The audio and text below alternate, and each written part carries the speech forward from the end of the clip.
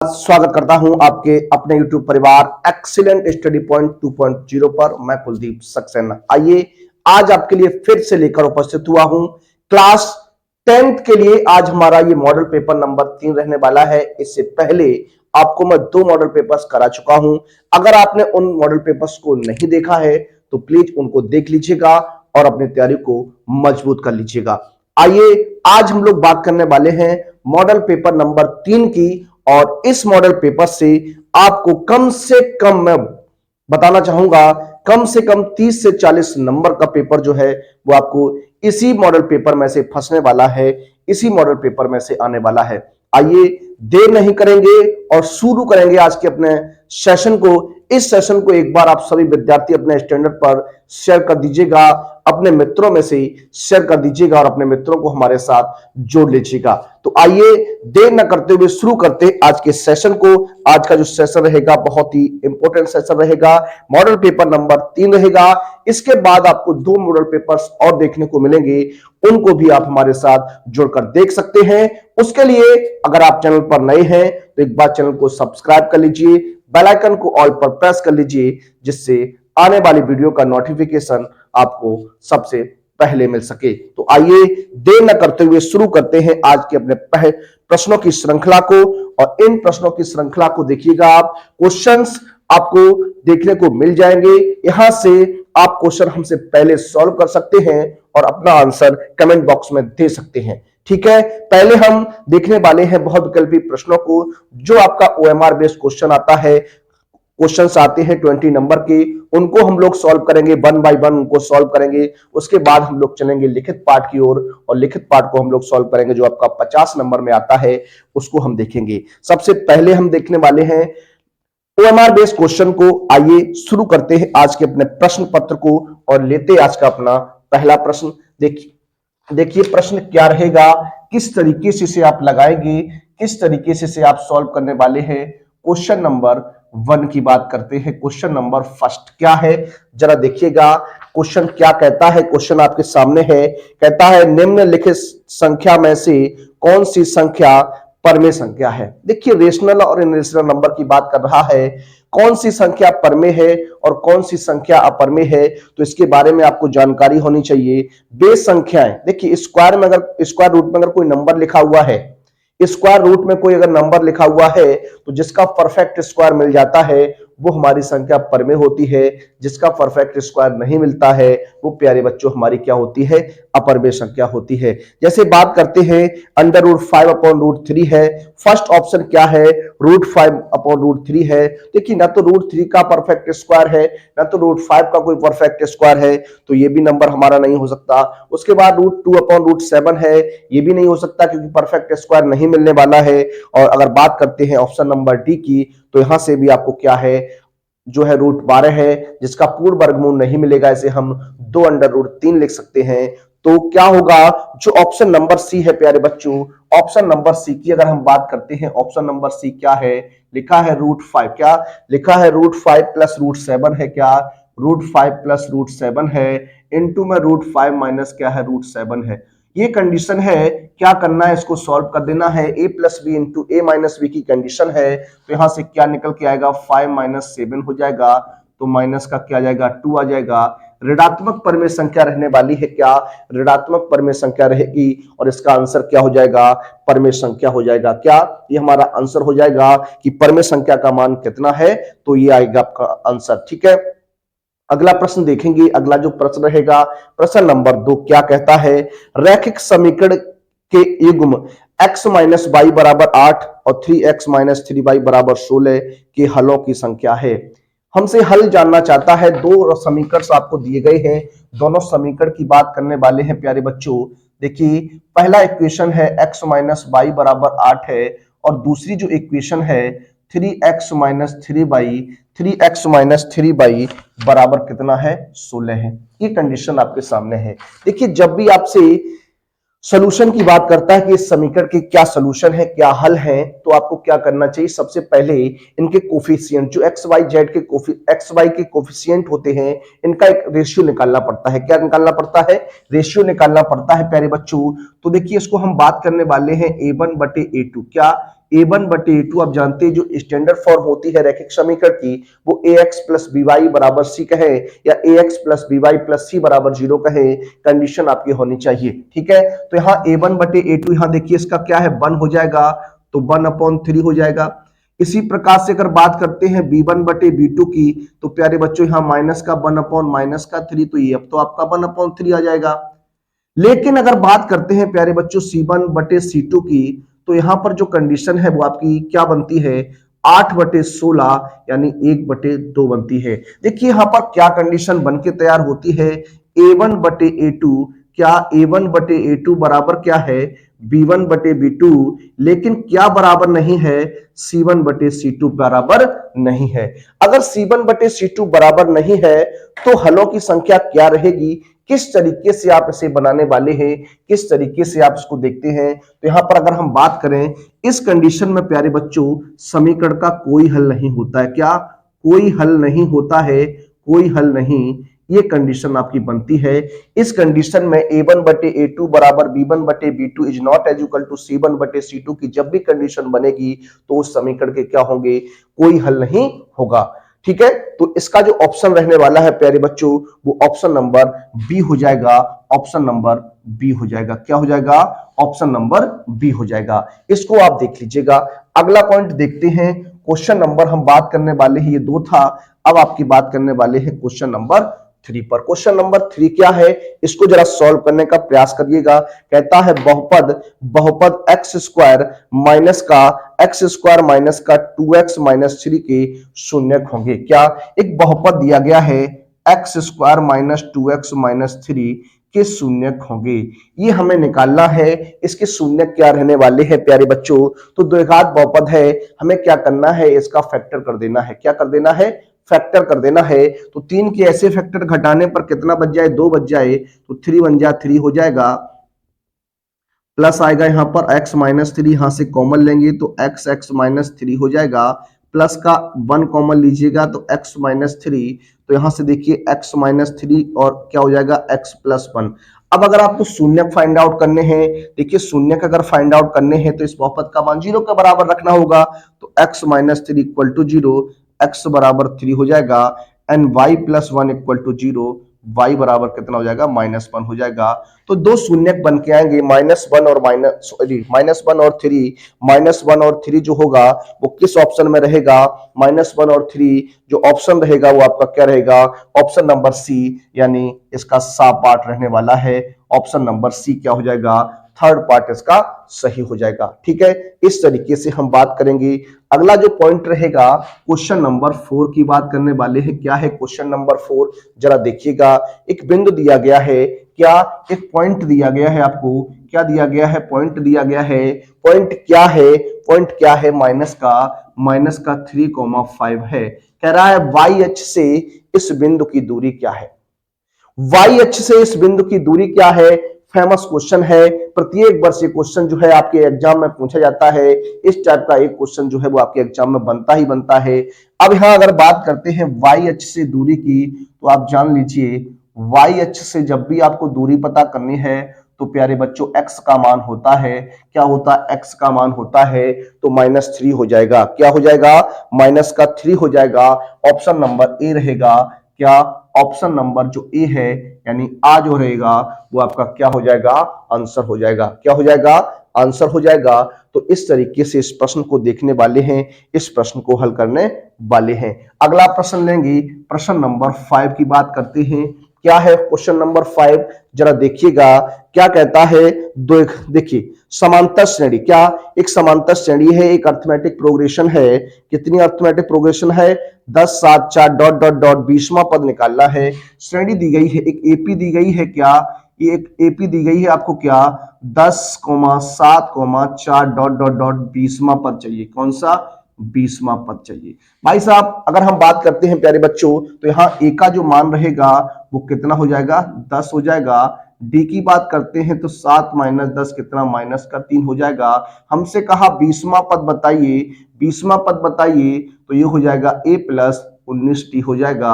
ए का मान 10 plus 19 minus का 3 इंटू 3 माइनस का हो जाएगा, ये 10 माइनस का 19 57 कितना बचेगा, -43 7 हो जाएगा। कितना हो जाएगा? माइनस का 47 हो जाएगा। किस ऑप्शन में रहेगा?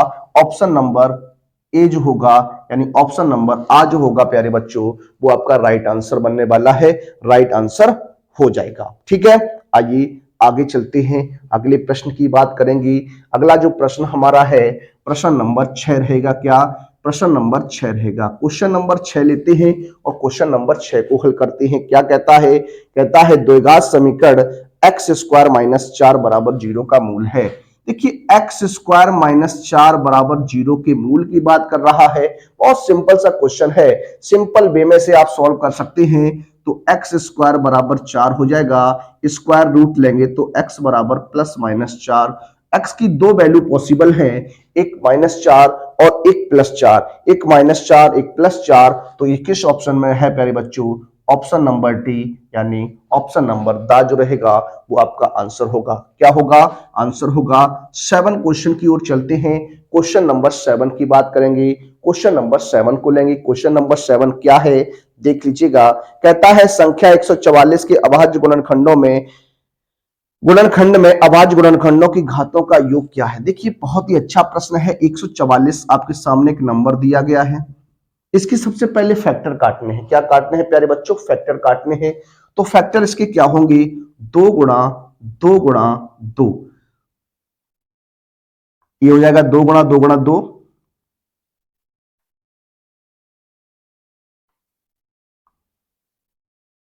गुणा 2 गुणा 3, इस तरीके से होगा।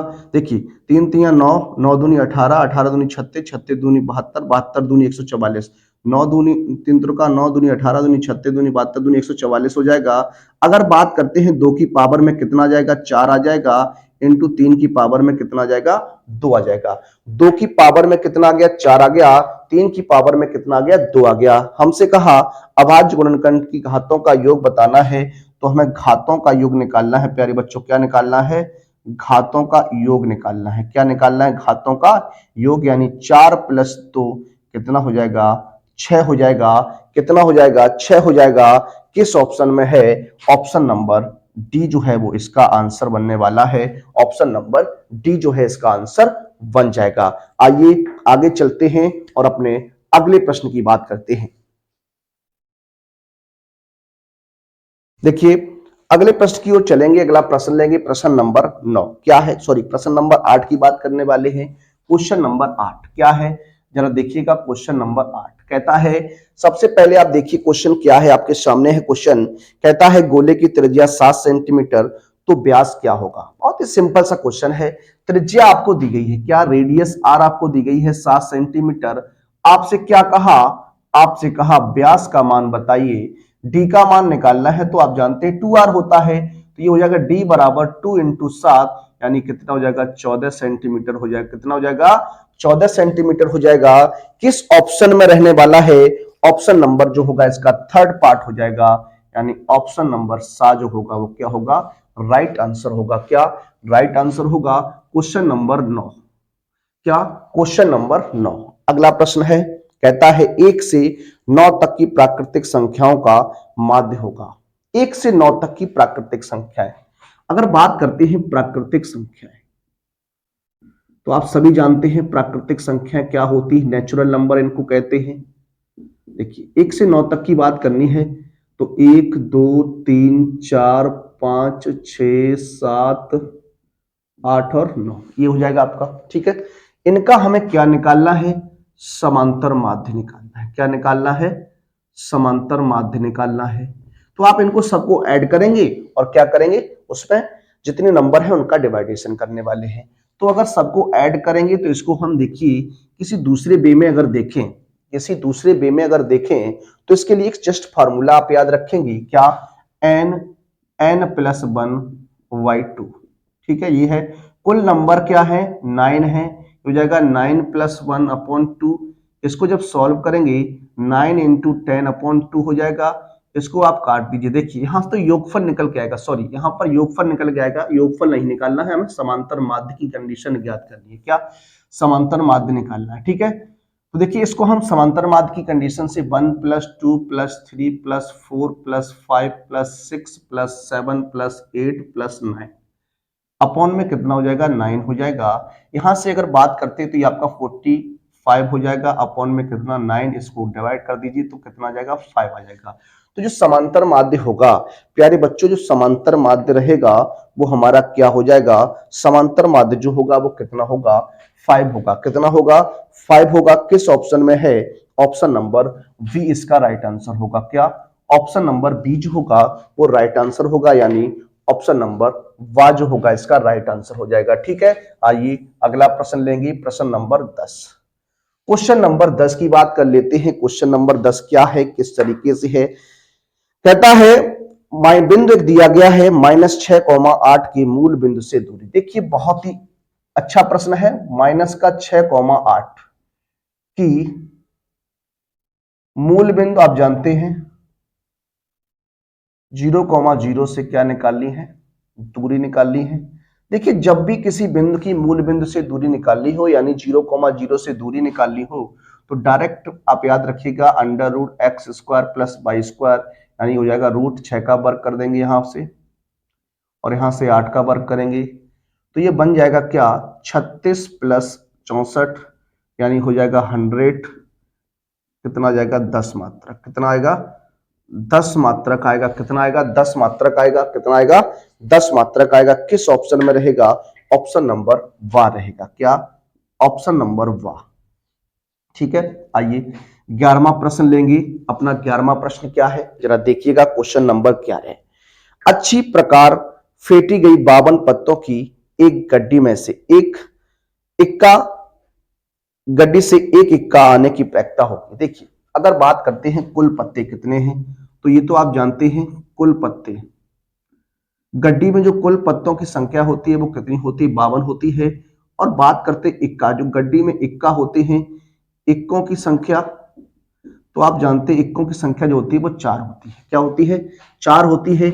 इक्का आने की प्रैक्टिस आपसे जानने का प्रयास किया, इक्का आने की प्रैक्टिस, इक्का आने की प्रैक्टिस प्रोबेबिलिटी क्या हो जाएगा, अनुकूल परिणाम बटे कुल परिणाम। अनुकूल परिणामों की संख्या 4 और कुल परिणामों की संख्या 52। इसको जब सॉल्व करेंगे तो 1/13 आ जाएगा। कितना आ जाएगा 1/13 आ जाएगा। किस ऑप्शन में रहेगा, ऑप्शन नंबर सी जो होगा वो इसका राइट वे बनेगा, राइट आंसर हो जाएगा। क्या, ऑप्शन नंबर सी हो जाएगा। ठीक है, आइए नेक्स्ट प्रश्न लेते हैं।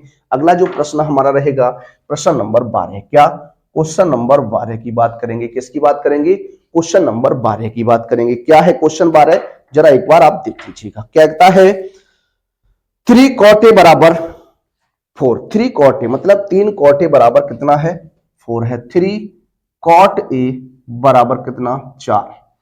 तो यहां से अगर बात करते हैं प्यारे बच्चों cot a का मान निकालते हैं तो ये 4 बटे कितना हो जाएगा 3 हो जाएगा। और cot की कंडीशन में जो भुजाओं में संबंध होता है वो आधार बटे क्या होता है, लंब होता है। क्या होता है, आधार बटे लंब होता है। अगर यहाँ प्यारे बच्चों हम पाइथागोरस ट्रिपलेट की बात करते हैं, पाइथागोरस ट्रिपलेट की बात करते हैं तो क्या होता है 3 4 5 होता है। 4 दिया गया आधार और 3 लंब है, तो कर्ण भुजा का मान यहां से आप निकाल सकते हैं, कितना आ जाएगा 5 आ जाएगा। पाइथागोरस प्रमेय का प्रयोग करके भी आप यहां से निकाल सकते हैं। क्या निकाल सकते हैं, हमसे प्रश्न में क्या कहा, हमसे कहा sec a का मान बताइए। तो आप जानते हैं कर्ण बटे क्या होता है, आधार होता है 5 बटे कितना हो जाएगा 4 हो जाएगा। कितना हो जाएगा 5/4 हो जाएगा। किस ऑप्शन में रहेगा, किस ऑप्शन में रहेगा, देखिए इसके जो ऑप्शन हैं वो थोड़े आपके अलग हैं। क्या है, अलग हैं। यहां पर देखिए जो एक लिख गया है बीच में वो बटे का चिन्ह होना चाहिए। किसका होना चाहिए, बटे का चिन्ह होना चाहिए। तो 5/4 किस ऑप्शन में होना चाहिए, ऑप्शन नंबर बी इसका जो बनेगा वो 5/4 होगा। ऑप्शन नंबर बी जो होगा यहां पर 5/4 बनेगा। क्या, ऑप्शन नंबर बी जो होगा वो 5/4 बनने वाला है। ठीक है, तो इसको याद रखेंगे, ये थोड़ा एरर है क्वेश्चन में। ठीक है, आइए बात करते हैं क्वेश्चन नंबर 12 की, सॉरी 13 की बात करने वाले हैं। किसकी बात करेंगे, 13 की बात करेंगे। क्वेश्चन नंबर 13 क्या है, किस तरीके से लगाएंगे जरा देखिए। कहता है बिंदुओं 2,-5 और -2,9 से समदूरस्थ एक्स अक्ष पर बिंदु होगा।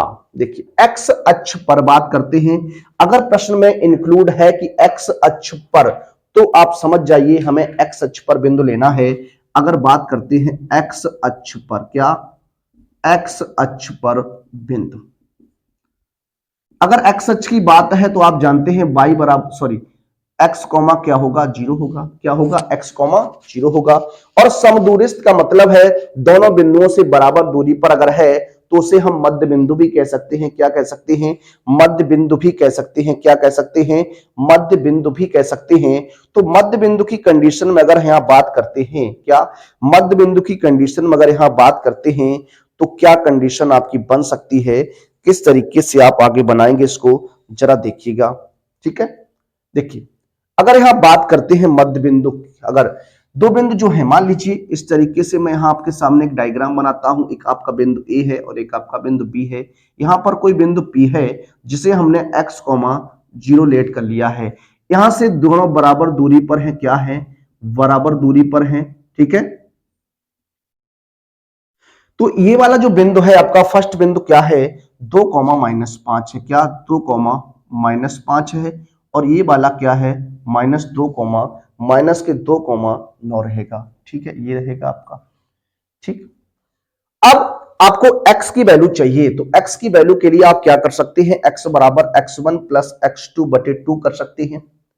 इससे अगर निकालते हैं तो क्वेश्चन जो है वो आपका नहीं आएगा। तो यहां से देखिए क्या कंडीशन हम लगाएंगे, यहां से हम लगाएंगे क्या, पी ए बराबर क्या, पीबी की कंडीशन लगाने वाले हैं। तो यहां से अगर हम बात करें तो पी ए स्क्वायर बराबर क्या हो जाएगा, पीबी स्क्वायर हो जाएगा। अब देखिए यहां क्या होगा, अब यहां से आप क्या करेंगे, डिस्टेंस फॉर्मूला प्रयोग करेंगे तो x माइनस 2 का होल स्क्वायर हो जाएगा प्लस 0 प्लस 5 का whole square equal to PB की तरफ जाइएगा तो x प्लस 2 लिख सकता हूं का होल स्क्वायर प्लस 0 माइनस 9 का होल स्क्वायर। अब इसे आप सॉल्व करिए, हाँ खोलेंगे इसको तो x square plus y square minus sorry x square plus 4 होगा। यहाँ पर क्या, एक्स स्क्वायर प्लस 4 हो जाएगा, माइनस का 4 एक्स हो जाएगा, प्लस का 25 हो जाएगा equal to x square plus का 4 प्लस के 4x और प्लस के 81। ठीक है, देखिए एक्स स्क्वायर से एक्स स्क्वायर कैंसिल, 4 से 4 कट जाएगा। ये 4x आगे ले आइए तो माइनस का 4x और ये आगे आएगा तो ये भी माइनस का 4x इक्वल टू 81, ये 25 उधर चला गया तो माइनस का 8x बराबर कितना बच जाएगा, यहाँ से 56 बच जाएगा। कितना बच जाएगा, 56 बच जाएगा। ठीक है, तो x की वैल्यू निकालिएगा तो 56 बटे -8, ये काट देंगे तो 8 सत्ते 56 यानी x बराबर माइनस का 7 आ जाएगा। तो पॉइंट पता चल गया, क्या पॉइंट पता चल गया, कितना, माइनस के 7,0 रहेगा। किस ऑप्शन में बनेगा प्यारे बच्चों, किस ऑप्शन में बनेगा, ऑप्शन नंबर ए जो होगा वो आपका राइट आंसर हो जाएगा। क्या, ऑप्शन नंबर ए जो होगा वो आपका राइट आंसर हो जाएगा। आइए बात करेंगे आगे के दो प्रश्नों पर और आइए क्वेश्चन को लेते हैं और क्वेश्चन को हल करते हैं। ठीक है, देखिए अगर आपको हमारा प्रयास ये अच्छा लग रहा है तो आप एक बार वीडियो को शेयर अवश्य कर दीजिएगा अपने मित्रों में, अपने मित्रों को हमारे साथ जोड़ लीजिएगा।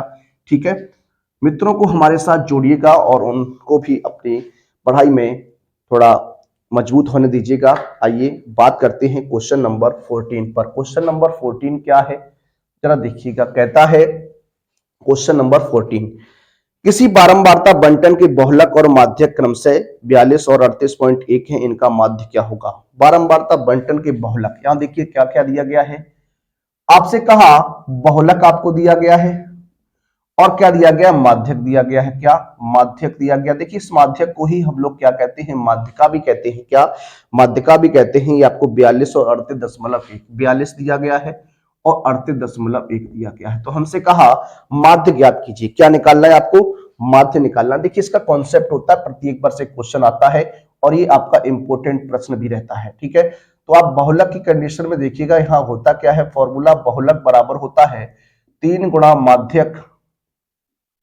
-2 गुणा माध्य होता है। ठीक है, अगर यहां से माध्य निकालना है तो देखिए क्या कंडीशन बन जाएगी, कि आपका इधर आएगा बहुलक उधर पहुंच जाएगा तो 3 गुणा माध्यक हो जाएगा माइनस बहुलक बटे में 2। अब यहां पर वैल्यू रखेंगे और वैल्यू रख के इसको सॉल्व करेंगे। 3 इंटू 38.1 हो जाएगा माइनस के 42 हो जाएगा, कितना, अपॉन में 2। देखिए यहां 3 एकम 3, 3 8 24 और 3 3 9, 9 2 11 माइनस के 42 बटे 2। ठीक है, ये घट जाएगा तो 3.4 2 बचेगा और यहाँ 11 7 बच जाएगा बटे में 2, इसको काट लीजिए तो 3 दूनी 6, 3 2 6 2 सॉरी 2 3 6 होगा यहाँ पर और एक बचेगा, उसके बाद 2×12.15 इस तरीके से आपका बनेगा, यानी 36.15 जो होगा वो आंसर होगा, यानी ऑप्शन नंबर बी जो होगा वो राइट होगा। क्या? ऑप्शन नंबर बी जो होगा वो राइट होगा। क्वेश्चन नंबर 15, क्या क्वेश्चन नंबर 15 को सॉल्व करेंगे। क्वेश्चन नंबर 15 क्या है, कह रहा है डी बराबर आपको दिया गया है, डी बराबर आपको दिया गया है कितना, डी बराबर जो दिया गया है वो -4 है। क्या? -4 है। और A10, देखिए T10 कहें या A10 कहें, एक कंडीशन होगी, ये आपको दिया गया है -8 है। क्या है? -8 है। तो कह रहा है श्रेणी का प्रथम पद होगा A10 या T10, यानी 10वां पद दिया गया है तो A + 9D हो जाएगा इक्वल टू -8। डी का मान यहां रखेंगे तो A + 9 गुणा -4 बराबर -8, ये हो जाएगा 9 चौक 36 बराबर -8, इसे उधर भेज दीजिए तो -8 प्लस का 36, तो ए बराबर कितना हो जाएगा, ये हो जाएगा आपका कितना, देखिए 8 8 16 28 हो जाएगा। कितना हो जाएगा? 28 हो जाएगा। तो जो पद बनेगा वो आपका कौन सा रहेगा? 28 रहेगा प्रथम पद। तो ऑप्शन नंबर सी जो होगा वो राइट आंसर होगा। इस तरीके से हमने 15 प्रश्नों को देखा। आइए आगे के और प्रश्न जो आपके 5 बचते हैं उनको भी देखते हैं। देखिए प्रश्न नंबर 16, प्रश्न नंबर 16 की बात करेंगे। क्वेश्चन नंबर 16 आपके सामने है, कहता है निम्नलिखित बारंबारता बंटन का बहुलक वर्ग होगा। देखिए बहुलक वर्ग पता करना है, बहुलक वर्ग देखना है। तो सबसे पहले अगर हम बात करें सबसे अधिक बारंबारता, इसमें क्या है? सबसे अधिक,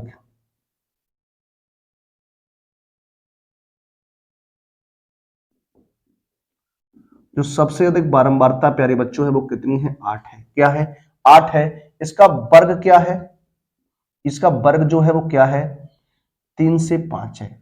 अगर ये 3 से 5 है तो यही क्या होगा? हमारा बहुलक वर्ग होगा। क्या? बहुलक वर्ग होगा। तो याद रखिएगा, जिस बहुलक वर्ग की जो बारंबारता सबसे अधिक होती है, जो बारंबारता सबसे अधिक होती है वही हमारा बहुलक वर्ग कहलाता है। तो ऑप्शन नंबर जो बी रहेगा प्यारे बच्चों, ऑप्शन नंबर जो बी रहेगा वो हमारा राइट आंसर रहेगा। क्या रहेगा? राइट आंसर रहेगा। अगला प्रश्न और प्रश्न नंबर 17 की बात करेंगे। क्वेश्चन नंबर 17 क्या है जरा देखिएगा। कहता है क्वेश्चन नंबर 17 कहता है एक एपी दी गई है, एक समांतर श्रेणी दी गई है, 16 6 2 डॉट डॉट डॉट की प्रथम 16 पदों का योग ज्ञात कीजिए। एक श्रेणी है 10 6 2 डॉट डॉट डॉट 16 पदों का योग, 16 पदों का योग निकालना आपको। ठीक है, ये कंडीशन है आपकी। तो इसको कैसे फाइंड आउट करेंगे जरा देखिएगा। ए का मान यहां से प्रथम पद 10 हो जाएगा, और डी की बात करेंगे तो 6 - 10 कितना आएगा? -4 आ जाएगा। और एन बराबर आपको दिया गया कितना? 16 दिया गया है। क्या दिया गया है? 16 दिया गया है। तो एन पदों का योगफल आप जानते हैं क्या होता है, क्या होता है, क्या होता है। तो देखिए इसको अगर हम सॉल्व करें, एस एन बराबर फॉर्मूला बनाते हैं n/2 2a plus n minus 1 into D. इसमें मान रखेंगे तो 16/2 हो जाएगा, 2 इंटू ए 10 प्लस 16 माइनस 1 इंटू डी -4। ठीक है, ये हो जाएगा 16/2। इसको ब्रेक भी कर लीजिए, 20 और यहाँ देखिए 15 बचेगा तो 15 चौकू 60 हो जाएगा। कितना हो जाएगा? 15 चौकू 60 हो जाएगा। अब यहां से अगर इसको सॉल्व करेंगे तो देखिए 8 हो जाएगा, गुणा यहाँ माइनस का 40 4 8 32 माइनस का 320 होगा। क्या? माइनस का 320 जो रहेगा वो आपका आंसर होगा, यानी ऑप्शन नंबर ए जो रहेगा वो आपका आंसर हो जाएगा प्यारे बच्चों। ऑप्शन नंबर ए क्या हो जाएगा? ऑप्शन नंबर ए हो जाएगा। ठीक है, आइए क्वेश्चन नंबर 18 की ओर चलेंगे। कहता है, क्या कहता है? कॉसेक कॉस 2 फाई बराबर, देखिए ये लिखा है कॉस 2 फाई बराबर दिया गया है कितना? 1/2। तो साइन 2 फाई का मान आपको निकालना है। देखिए इंपॉर्टेंट प्रश्न है, अच्छा प्रश्न है। अगर बात करते हैं कॉस में 1/2 की, तो आप जानते हैं कॉसेक में 1/2 जो कॉस में 1/2 जो मान होता है वो 60 अंश का होता है। कितने का होता है? 60 का होता है। यहां से कॉस कैंसिल करेंगे तो 2 फाई बराबर 60 अंश। फाई की बात करेंगे तो ये कितना हो जाएगा? 30 अंश हो जाएगा। कितना हो जाएगा? 30 अंश हो जाएगा। क्यों? क्योंकि 2 से ये 60 कट जाएगा। और हमसे प्रश्न में क्या जानना चाहता है? साइन 2 फाई का मान जानना चाहता है। तो इसको आप लिख सकते हैं क्या? 2 × 30 अंश, यानी ये हो जाएगा साइन 60 अंश, और साइन 60 का जो मान होता है वो √3/2 होता है। क्या होता है? √3/2 होता है साइन 60 का मान। कितना होता है?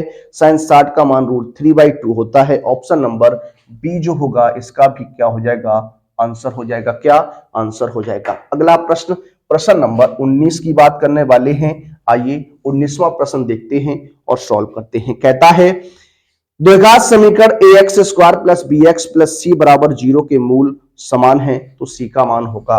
बहुत ही अच्छा प्रश्न है, कई बार ये क्वेश्चन जो है वो आ चुका है। क्या है? मूल बराबर हैं, मूल समान हैं, तो आप जानते हैं सभी बच्चे मूल बराबर की कंडीशन होती है। मूल बराबर है तो आप जानते हैं मूल बराबर की कंडीशन में b² बराबर क्या होता है? 4ac होता है। हमसे प्रश्न में कहा c का मान क्या होगा, तो यहां से c का मान जब आप निकालेंगे तो b² अपॉन क्या हो जाएगा? 4a हो जाएगा। क्या हो जाएगा? b² अपॉन 4a हो जाएगा। किस ऑप्शन की बात कर रहा है? तो ऑप्शन नंबर इसका डी पार्ट रहेगा। क्या डी पार्ट रहने वाला है? ऑप्शन नंबर दा हो जाएगा। ठीक है, आइए अंतिम प्रश्न की बात करते हैं। इस OMR सेक्शन के अंतिम प्रश्न यानी 20वें प्रश्न की बात करेंगे और इस अंतिम प्रश्न को देखते हैं। क्या है? यह द्विघात बहुपद x² plus 3x plus k का एक गुणक शून्यांक 2 है तो x का मान बताइए। एक बहुपद है px बराबर, इसको लेट करेंगे, x² प्लस का 3x प्लस का k दिया गया है, तो यहां पर कह रहा है कि एक शून्यक 2 है। क्या? चूंकि बहुपद का एक शून्यक कितना है? 2 है। अगर एक शून्यक 2 है प्यारे बच्चों तो ये क्या होगा? ये 2 इसे सेटिस्फाई कराएगा, यानी इसे पूरा का पूरा 0 कर देगा। तो यहां पर क्या हो जाएगा? P2 बराबर 0 हो जाएगा। रख दीजिए, रख देंगे तो 2 की power 2 plus 3 multiply 2 plus k बराबर 0 हो जाएगा। ये 4 प्लस 6 प्लस k बराबर 0, यानी 10 प्लस k बराबर 0, यानी k का जो मान रहेगा वो माइनस का 10 रहने वाला है। प्यारे बच्चों कितना हो जाएगा? माइनस का 10 हो जाएगा। कितना हो जाएगा? माइनस का 10 हो जाएगा। किस ऑप्शन में रहेगा प्यारे बच्चों? ऑप्शन नंबर बी जो होगा वो आपका राइट आंसर हो जाएगा। क्या हो जाएगा? राइट आंसर हो जाएगा। तो इस तरीके से जो 20 OMR बेस्ड क्वेश्चन आते हैं उन पर हमने बात की। इसी टाइप में क्वेश्चन जो है वो आपको देखने को मिलेंगे। क्वेश्चन यहां से भी आपके इस 20 ऑप्शन में से कम ऑप्शन अगर मैं बात करूं तो यहां से आपको 6 से 7 प्रश्न इस पेपर से देखने को मिल जाएंगे। आप लोग इसे तैयार रखेंगे। आइए अब हम लोग बढ़ते हैं अपने खंड वा की तरफ, जो वस्तुनिष्ठ प्रश्नों के आकार का होता है, जो लिखित का पोर्शन होता है, उस लिखित के पोर्शन को हम लोग सॉल्व करेंगे। आइए बढ़ते अपने आगे के सेक्शन पर। देखिए बात करते हैं अपने लिखित के पोर्शन पर। कहता है पहला प्रश्न रहेगा इसमें हमारा, सभी प्रश्न इसमें हल करने हैं आपको। 6 क्वेश्चंस इसमें आपको दिए जाते हैं और प्रत्येक जो प्रश्न होता है वो प्यारे बच्चों 1 नंबर का होता है। कितने का होता है? ठीक है, सॉरी 2 नंबर का होता है। प्रत्येक प्रश्न कितने का होता है? 2 नंबर का होता है और इसमें आपको 6 प्रश्न करने होते हैं। ठीक है, आइए इन क्वेश्चन को हल करते हैं, सॉल्व करते हैं। सबसे फर्स्ट कंडीशन में क्या दिया गया आपको? यहां पर आपको दिया गया है बिंदुओं, आपको दिया गया है बिंदुओं -3, 10 और 5, 4 को मिलाने वाले रेखाखंड के मध्य बिंदु के निर्देशांक ज्ञात कीजिए। देखिए इसको किस तरीके से आप करेंगे, किस तरीके से लगाएंगे। सबसे पहले अगर बात करते हैं रेखाखंड मान लेते हैं, यहां पर एक रेखाखंड है। क्या? AB एक रेखाखंड है। इसके निर्देशांक जो दिए गए शीर्षों इनके मध्य अंत बिंदु के निर्देशांक जो दिए गए हैं -3, 10 है और आपका क्या है?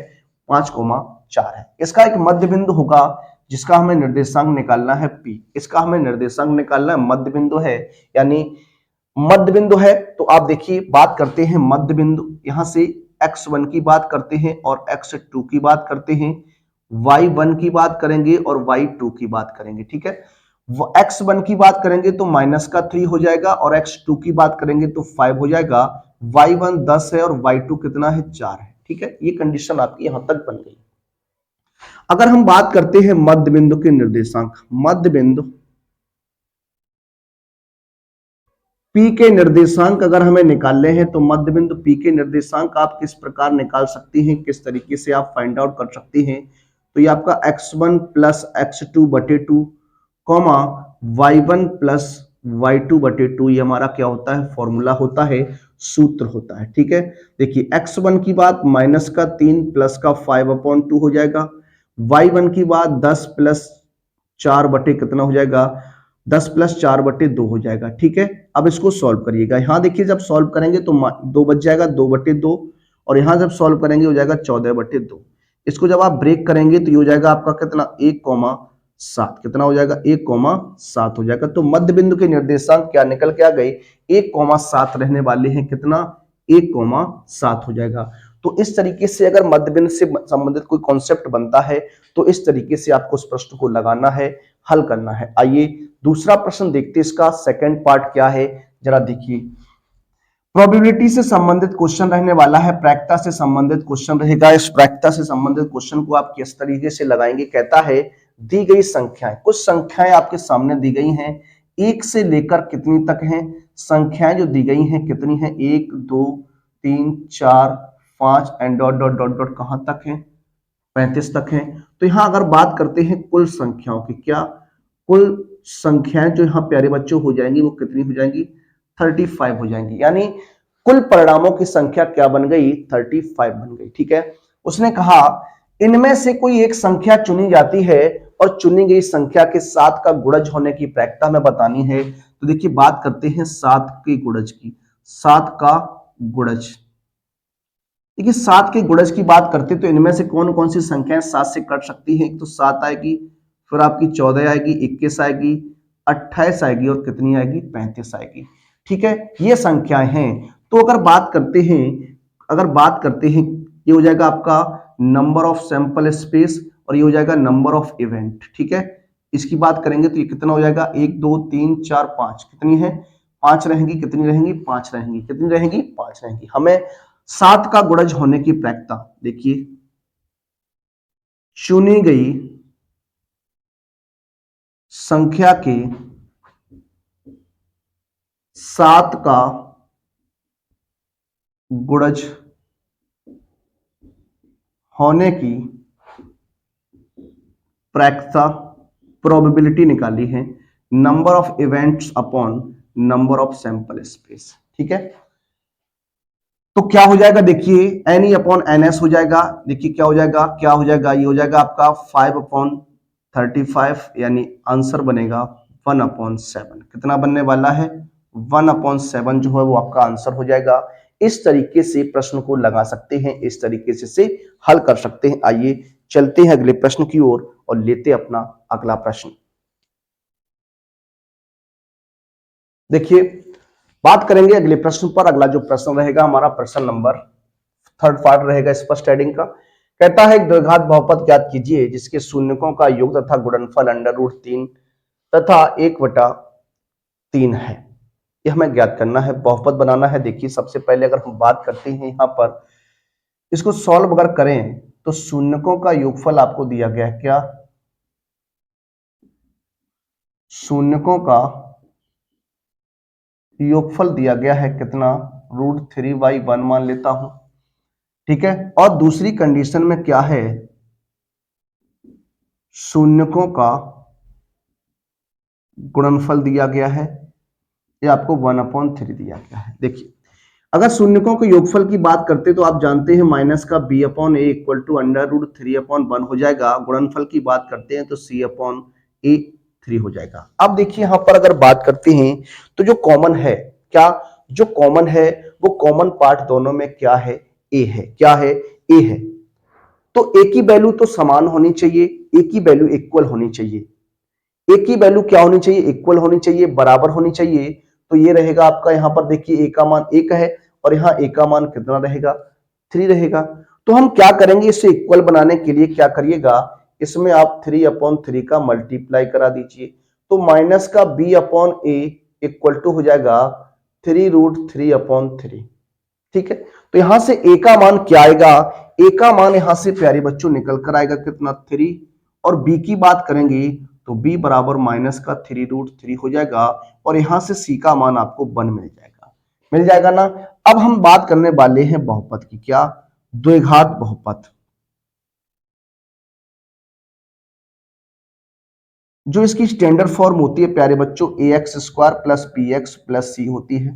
यहां पर क्या करेंगे, ए और बी की वैल्यू को डाल दीजिए, तो यहां हो जाएगा क्या 3x² और बी का मान माइनस का 3√3x हो जाएगा और प्लस का 1 हो जाएगा। ये हमारा क्या बन जाएगा, बहुपद बन जाएगा। क्या बन जाएगा, बहुपद बन जाएगा। तो इस तरीके से जब भी द्विघात समीकरण द्विघात बहुपद से संबंधित क्वेश्चन बनेगा तो आपको इस तरीके से उसे सॉल्व करना है, हल करना है। एक ही वैल्यू को पहले आपको समान करना है, चाहे आपको गुणा करना पड़े चाहे आपको भाग करना पड़े, तो पहले आप एक ही वैल्यू को समान करेंगे और ए बी सी का मान निकालने के बाद इस द्विघात बहुपद की स्टैंडर्ड फॉर्म में रख दीजिएगा, आपका आंसर बन जाएगा। ठीक है, आइए अगला प्रश्न देखते हैं। क्वेश्चन नंबर 4 रहने वाला है। क्या है जरा देखिए, कहता है के किस मान के लिए समीकरण, एक समीकरण है आपके सामने, क्या है, एक समीकरण आपके सामने दिया गया है 2x² माइनस के और x माइनस 1 बराबर 0 के मूल बराबर हैं, के मूल बराबर हैं।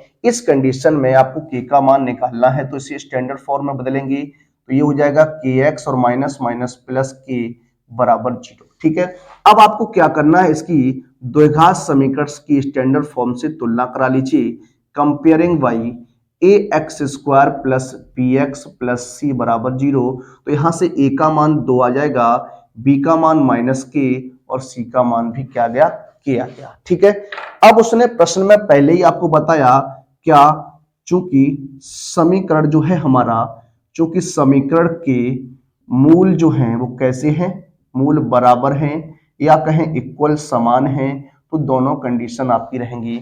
इसलिए इस कंडीशन में आप जानते हैं क्या होता है, b² बराबर 4ac होता है। क्या होता है, b² बराबर 4ac होता है। मान रखेंगे तो माइनस के का वर्ग हो जाएगा, 4 मल्टीप्लाई 2 मल्टीप्लाई के हो जाएगा, तो ये k² बराबर 8k हो जाएगा। देखिए गलती क्या होती है, गलती क्या करते हैं बच्चे, यहां से इस के से एक के को काट देंगे तो के का मान 8 आ जाएगा, लेकिन ऐसा नहीं होगा। हम क्या करेंगे, k² माइनस 8 के बराबर 0, तो यहां से k कॉमन लेंगे तो k माइनस 8 बराबर 0 हो जाएगा। k इज इक्वल टू 0 भी आ सकता है आपका, और k माइनस 8 बराबर 0 यानी k बराबर क्या रहेगा, 8 रहेगा। तो k की दो वैल्यू पॉसिबल हैं, एक k बराबर 0 और एक k बराबर कितनी, 8। तो ये कंडीशन थी इस प्रश्न को लगाने की, इस प्रश्न को हल करने की। इस टाइप का एक क्वेश्चन जो है वो आपको मिलता ही मिलता है, इस टाइप का एक क्वेश्चन आपसे पूछा ही जाता है, तो इसको आप इस तरीके से लगाएंगे। जब भी मूल बराबर की कंडीशन आएगी तो b² बराबर 4ac का प्रयोग करना है, k का मान आपको मिल जाएगा। आइए अगला प्रश्न लेते हैं और बात करते हैं अपने अगले प्रश्न पर।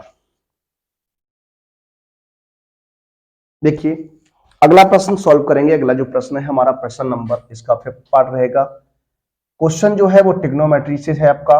कहता है 5 cos स्क्वायर 60 अंश माइनस के 4 sec स्क्वायर 30 अंश माइनस 10 स्क्वायर 45 अंश प्लस cos स्क्वायर 90 अंश का मान जो है वो आपको फाइंड आउट करना है। सिंपल सा क्वेश्चन है, सिर्फ वैल्यू आपको पुटअप करनी है और आंसर आपका बन जाएगा। क्या है, 5 cos स्क्वायर 60 अंश है, माइनस के 4 sec स्क्वायर 30 अंश है और माइनस का 10 स्क्वायर 45 अंश प्लस के cos स्क्वायर 90 अंश, ये आपकी कंडीशन है।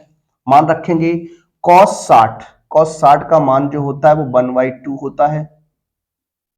4 sec 30 की बात करते हैं तो sec 30 का जो मान हो जाएगा वो क्या हो जाएगा, sec 30। देखिए अगर बात करते हैं sec 30 के मान की, तो sec 30 का जो मान बनेगा वो 2/√3 बनने वाला है। 2/√3 हो जाएगा कितना, 2/√3 हो जाएगा, कितना हो जाएगा, 2/√3 हो जाएगा। 2/√3 आएगा, इसका वर्ग कर दीजिए, माइनस के 10 45 1 होता है और cos 90 की बात करते हैं तो ये 0 होता है। इसको सॉल्व करेंगे, देखिए जगह 5 गुणा 1/4 माइनस के 4 गुणा 4/3 और -1 प्लस 0 हो जाएगा 5/4 माइनस के 16/3 माइनस के 1/1। इसको एलसीएम लेंगे तो आएगा 12। कितना आ जाएगा, 12 आ जाएगा। 3 का गुणा 3 पंचे 15 और यहाँ माइनस 16 चौकू 64 हो जाएगा, माइनस के 12 एकम 12 हो जाएगा। यहाँ 15 माइनस के कितना कितना हो जाएगा, ये आपका हो जाएगा 6 और 1 7 76/12। इसको घटा दीजिए तो आपका 1 और ये आपका 6 माइनस किस 61/12 बचेगा कितना, माइनस का 61/12। इस प्रश्न का क्या हो जाएगा, आंसर हो जाएगा। इस तरीके से इस प्रश्न को आप लगाएंगे, इस तरीके से इसे आप सॉल्व करेंगे। आइए अगला प्रश्न देखते हैं। प्रश्न नंबर आपका इस फर्स्ट हेडिंग का 6 पार्ट रहने वाला है। कहता है बिंदुओं, देखिए बिंदु आपके दिए गए हैं।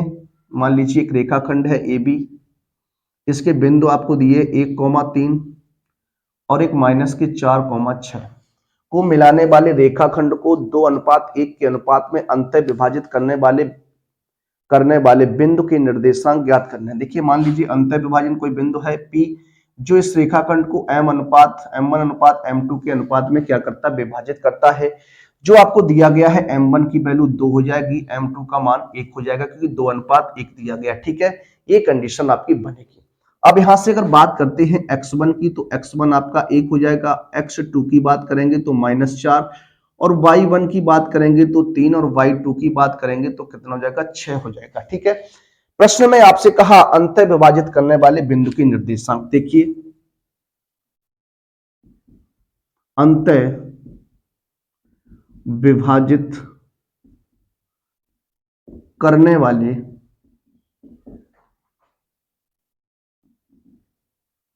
बिंदु के निर्देशांक निकालने हैं। ठीक है, कोई बिंदु है P, अंतः विभाजित करने वाले बिंदु P के निर्देशांक। ठीक, क्या हो जाएगा जरा देखिएगा। इसका फॉर्मूला होता है m1x2 प्लस m2x1 बटे m1 plus m2, coma m1y2 plus m2y1 बटे m1 प्लस m2 होता है। ये कंडीशन आपकी होती है। जब भी आपसे अंतः विभाजन की बात करता है तो प्लस का फॉर्मूला लगता है, और जब बाह्य विभाजन की बात करता है तो माइनस का साइन आ जाता है। जहां जहां प्लस है वहां माइनस हो जाएगा। मान रखेंगे, देखिए जरा m1 का मान 2 इंटू x2 का मान कितना है, -4, m2 का मान 1 इंटू x1 का मान कितना है, 1 है, अपॉन क्या हो जाएगा 2 + 1, कोमा m1 की बात करते 2, y2 का मान कितना 6 प्लस m2 का मान 1 इंटू 3 अपॉन 2 + 1। सॉल्व कर दीजिए। 4 दूनी 8, माइनस का 8 प्लस का 1 बटे कितना हो जाएगा 3, और यहाँ 12 प्लस के 3 बटे कितना 3 हो जाएगा। ठीक है, ये बनेगा आपका। एक बार आप चेक भी कर सकते हैं। ठीक है, तो इस तरीके से 4 दूनी 8, यस ओके सर। ये हो जाएगा -7/3, और यहाँ हो जाएगा 15/3। इसको जब सॉल्व करेंगे तो 3 से ये 5 बार में कट जाएगा, तो क्या हो जाएगा -7/3, 5। ये हमारा क्या हो जाएगा, अंतः विभाजन बिंदु P के निर्देशांक निकल कर गए -7/3, 5। ये हमारा क्या हो जाएगा, आंसर होगा। इस तरीके से इस फर्स्ट हेडिंग में आपको इस तरीके के प्रश्न देखने को मिलेंगे। आइए आगे चलते हैं और अगले प्रश्न की बात करते हैं। देखिए अब बात हम करने वाले हैं अपने लॉन्ग क्वेश्चंस पर। दूसरी हेडिंग, इसमें आपको 6 प्रश्न दिए जाएंगे और आपको 5 प्रश्न जो है वो आपको हल करने होंगे। प्रत्येक प्रश्न जो है वो आपका 4 नंबर में रहने वाला है। किस पर रहने वाला है, 4 नंबर का रहेगा। तो किस तरीके से अब प्रश्नों को आप हल करेंगे, किस तरीके से सॉल्व करेंगे, जरा देखिएगा। इंपोर्टेंट फैक्ट रहने वाला है यहां से। सबसे पहला प्रश्न जो है वो हमारा क्या है, स्टैटिक से है। किससे है, स्टैटिक से है, सांख्यिकी से रहेगा। कहता है निम्नलिखित बारंबारता सारणी का माध्य ज्ञात कीजिए। बहुत ही अच्छा प्रश्न है, जरा देखिए। हाँ, बात करते हैं वर्ग अंतराल। एक सारणी आपके सामने बनी है, तो इसे हमें फिर से तैयार करना है। किस तरीके से, जरा देखिएगा। पहले तो जो आपको दिया गया है उसको आप इस तरीके से लिखेंगे, और जो तीसरा पॉइंट यहां से बनता है वो आपका किसका बनता है, संचयी बारंबारता का बनता है। आप सभी लोग पढ़ चुके हैं, आप सभी जानते हैं। अब हमारी जो तैयारी चल रही है वो सिर्फ और सिर्फ आपको धार देने की चल रही है, आपको आगे ले जाने की चल रही है। देखिए क्या हो जाएगा, 0 से 10 हो जाएगा, इसमें बारंबारता 2 है। फिर 10 से 20 हो जाएगा, कितनी है, 4 रहेगी। फिर 20 से 30 हो जाएगा, कितना हो जाएगा, 7 हो जाएगा। और फिर 30 से कितना हो जाएगा, 40 या 3 हो जाएगा। और यहाँ 40 से कितना हो जाएगा, 50, ये कितना हो जाएगा, 2 हो जाएगा। ठीक है, इस तरीके से हम लोग बात करेंगे इसमें, जरा देखिएगा। ठीक है, इस तरीके से।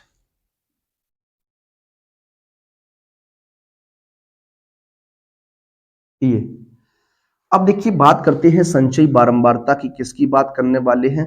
संचयी बारंबारता की बात करेंगे। तो कैसे तैयार होती है? इस दो को उठाकर यहां रखिएगा, आप रख दिया। इस दो में इस चार को ऐड करेंगे तो 4 और 2 कितना हो जाएगा? देखिए इस तो आप ऐसे भी लिख सकते हैं, 2 + 4 कितना हो जाएगा? 6 हो जाएगा। फिर 6 + 7 कर दीजिए, कितना हो जाएगा? 13 हो जाएगा। फिर इसको तब 13 + 3 लिख सकते हैं, कितना हो जाएगा? 16 हो जाएगा। और 16 + 2 लिख सकते हैं, कितना हो जाएगा? 18 हो जाएगा। तो यहां से जो n का मान बनेगा प्यारे बच्चों, वो कितना बनेगा? 18 बनेगा। लेकिन हमें क्या निकालना होता है? n/2। तो ये 18/2 कितना आ जाएगा? 9 आ जाएगा। कितना आ जाएगा? 9 आ जाएगा। अब इस संचयी बारंबारता में आपको पता करना है कि 9वां टर्म्स होगा कहां। तो आप जानते हैं यहां तक 6 पद हुए, यहां पर होगा। अगर यहां पर होगा तो इसको हम क्या करेंगे? कैपिटल F से रिप्रेजेंट करेंगे। ये हमारा स्मॉल f हो जाएगा, ये L1 और L2 हो जाएगा। ठीक है। अब देखिए बात करते हैं माध्यिका की या माध्यक की। फॉर्मूला होता है L1 + L2 - L1 बटे स्मॉल f और n/2 माइनस क्या? Capital F। ये कंडीशन हमारी होती है, रख दीजिए इसमें। L1 क्या है? 20 रहेगा, प्लस L2 30 - 20 बटे स्मॉल f कितना? 7। और n/2 की बात करते हैं, 9 माइनस कितना? 6 हो जाएगा। इसको सॉल्व करेंगे तो ये 20 + 10 बटे 7 और इंटू में यहां कितना बच जाएगा? 3। अब इसको सॉल्व करना, देखिए कितना होगा? 20 + 10 3 30 बटे 7। एलसीएम लेके सॉल्व करेंगे, 7 आ जाएगा। 14 140 + 30 कितना हो जाएगा? 170 बटे 7। इसको ब्रेक कर दीजिए, 7 दूनी 14, कितना बचेगा?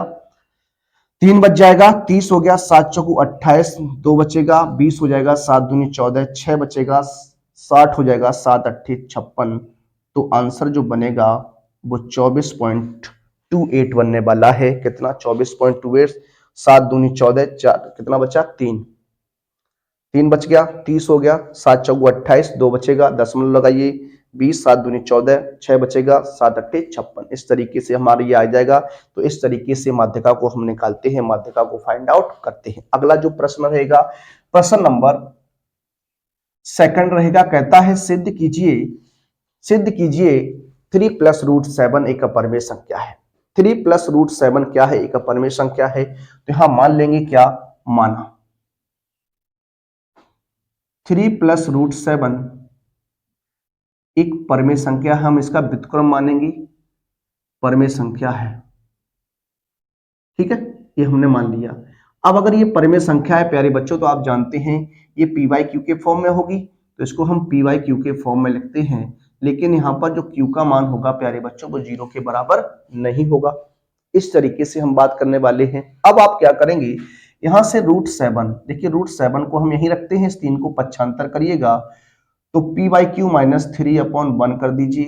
तो √7 इक्वल टू हो जाएगा p/q। सॉरी, यहाँ एलसीएम की बात कर लेते हैं। एलसीएम लेंगे तो आ जाएगा q, हो जाएगा p - 3q। तो इतना ही प्रश्न आपका ये है, सिर्फ प्रश्न आपका इतना ही है।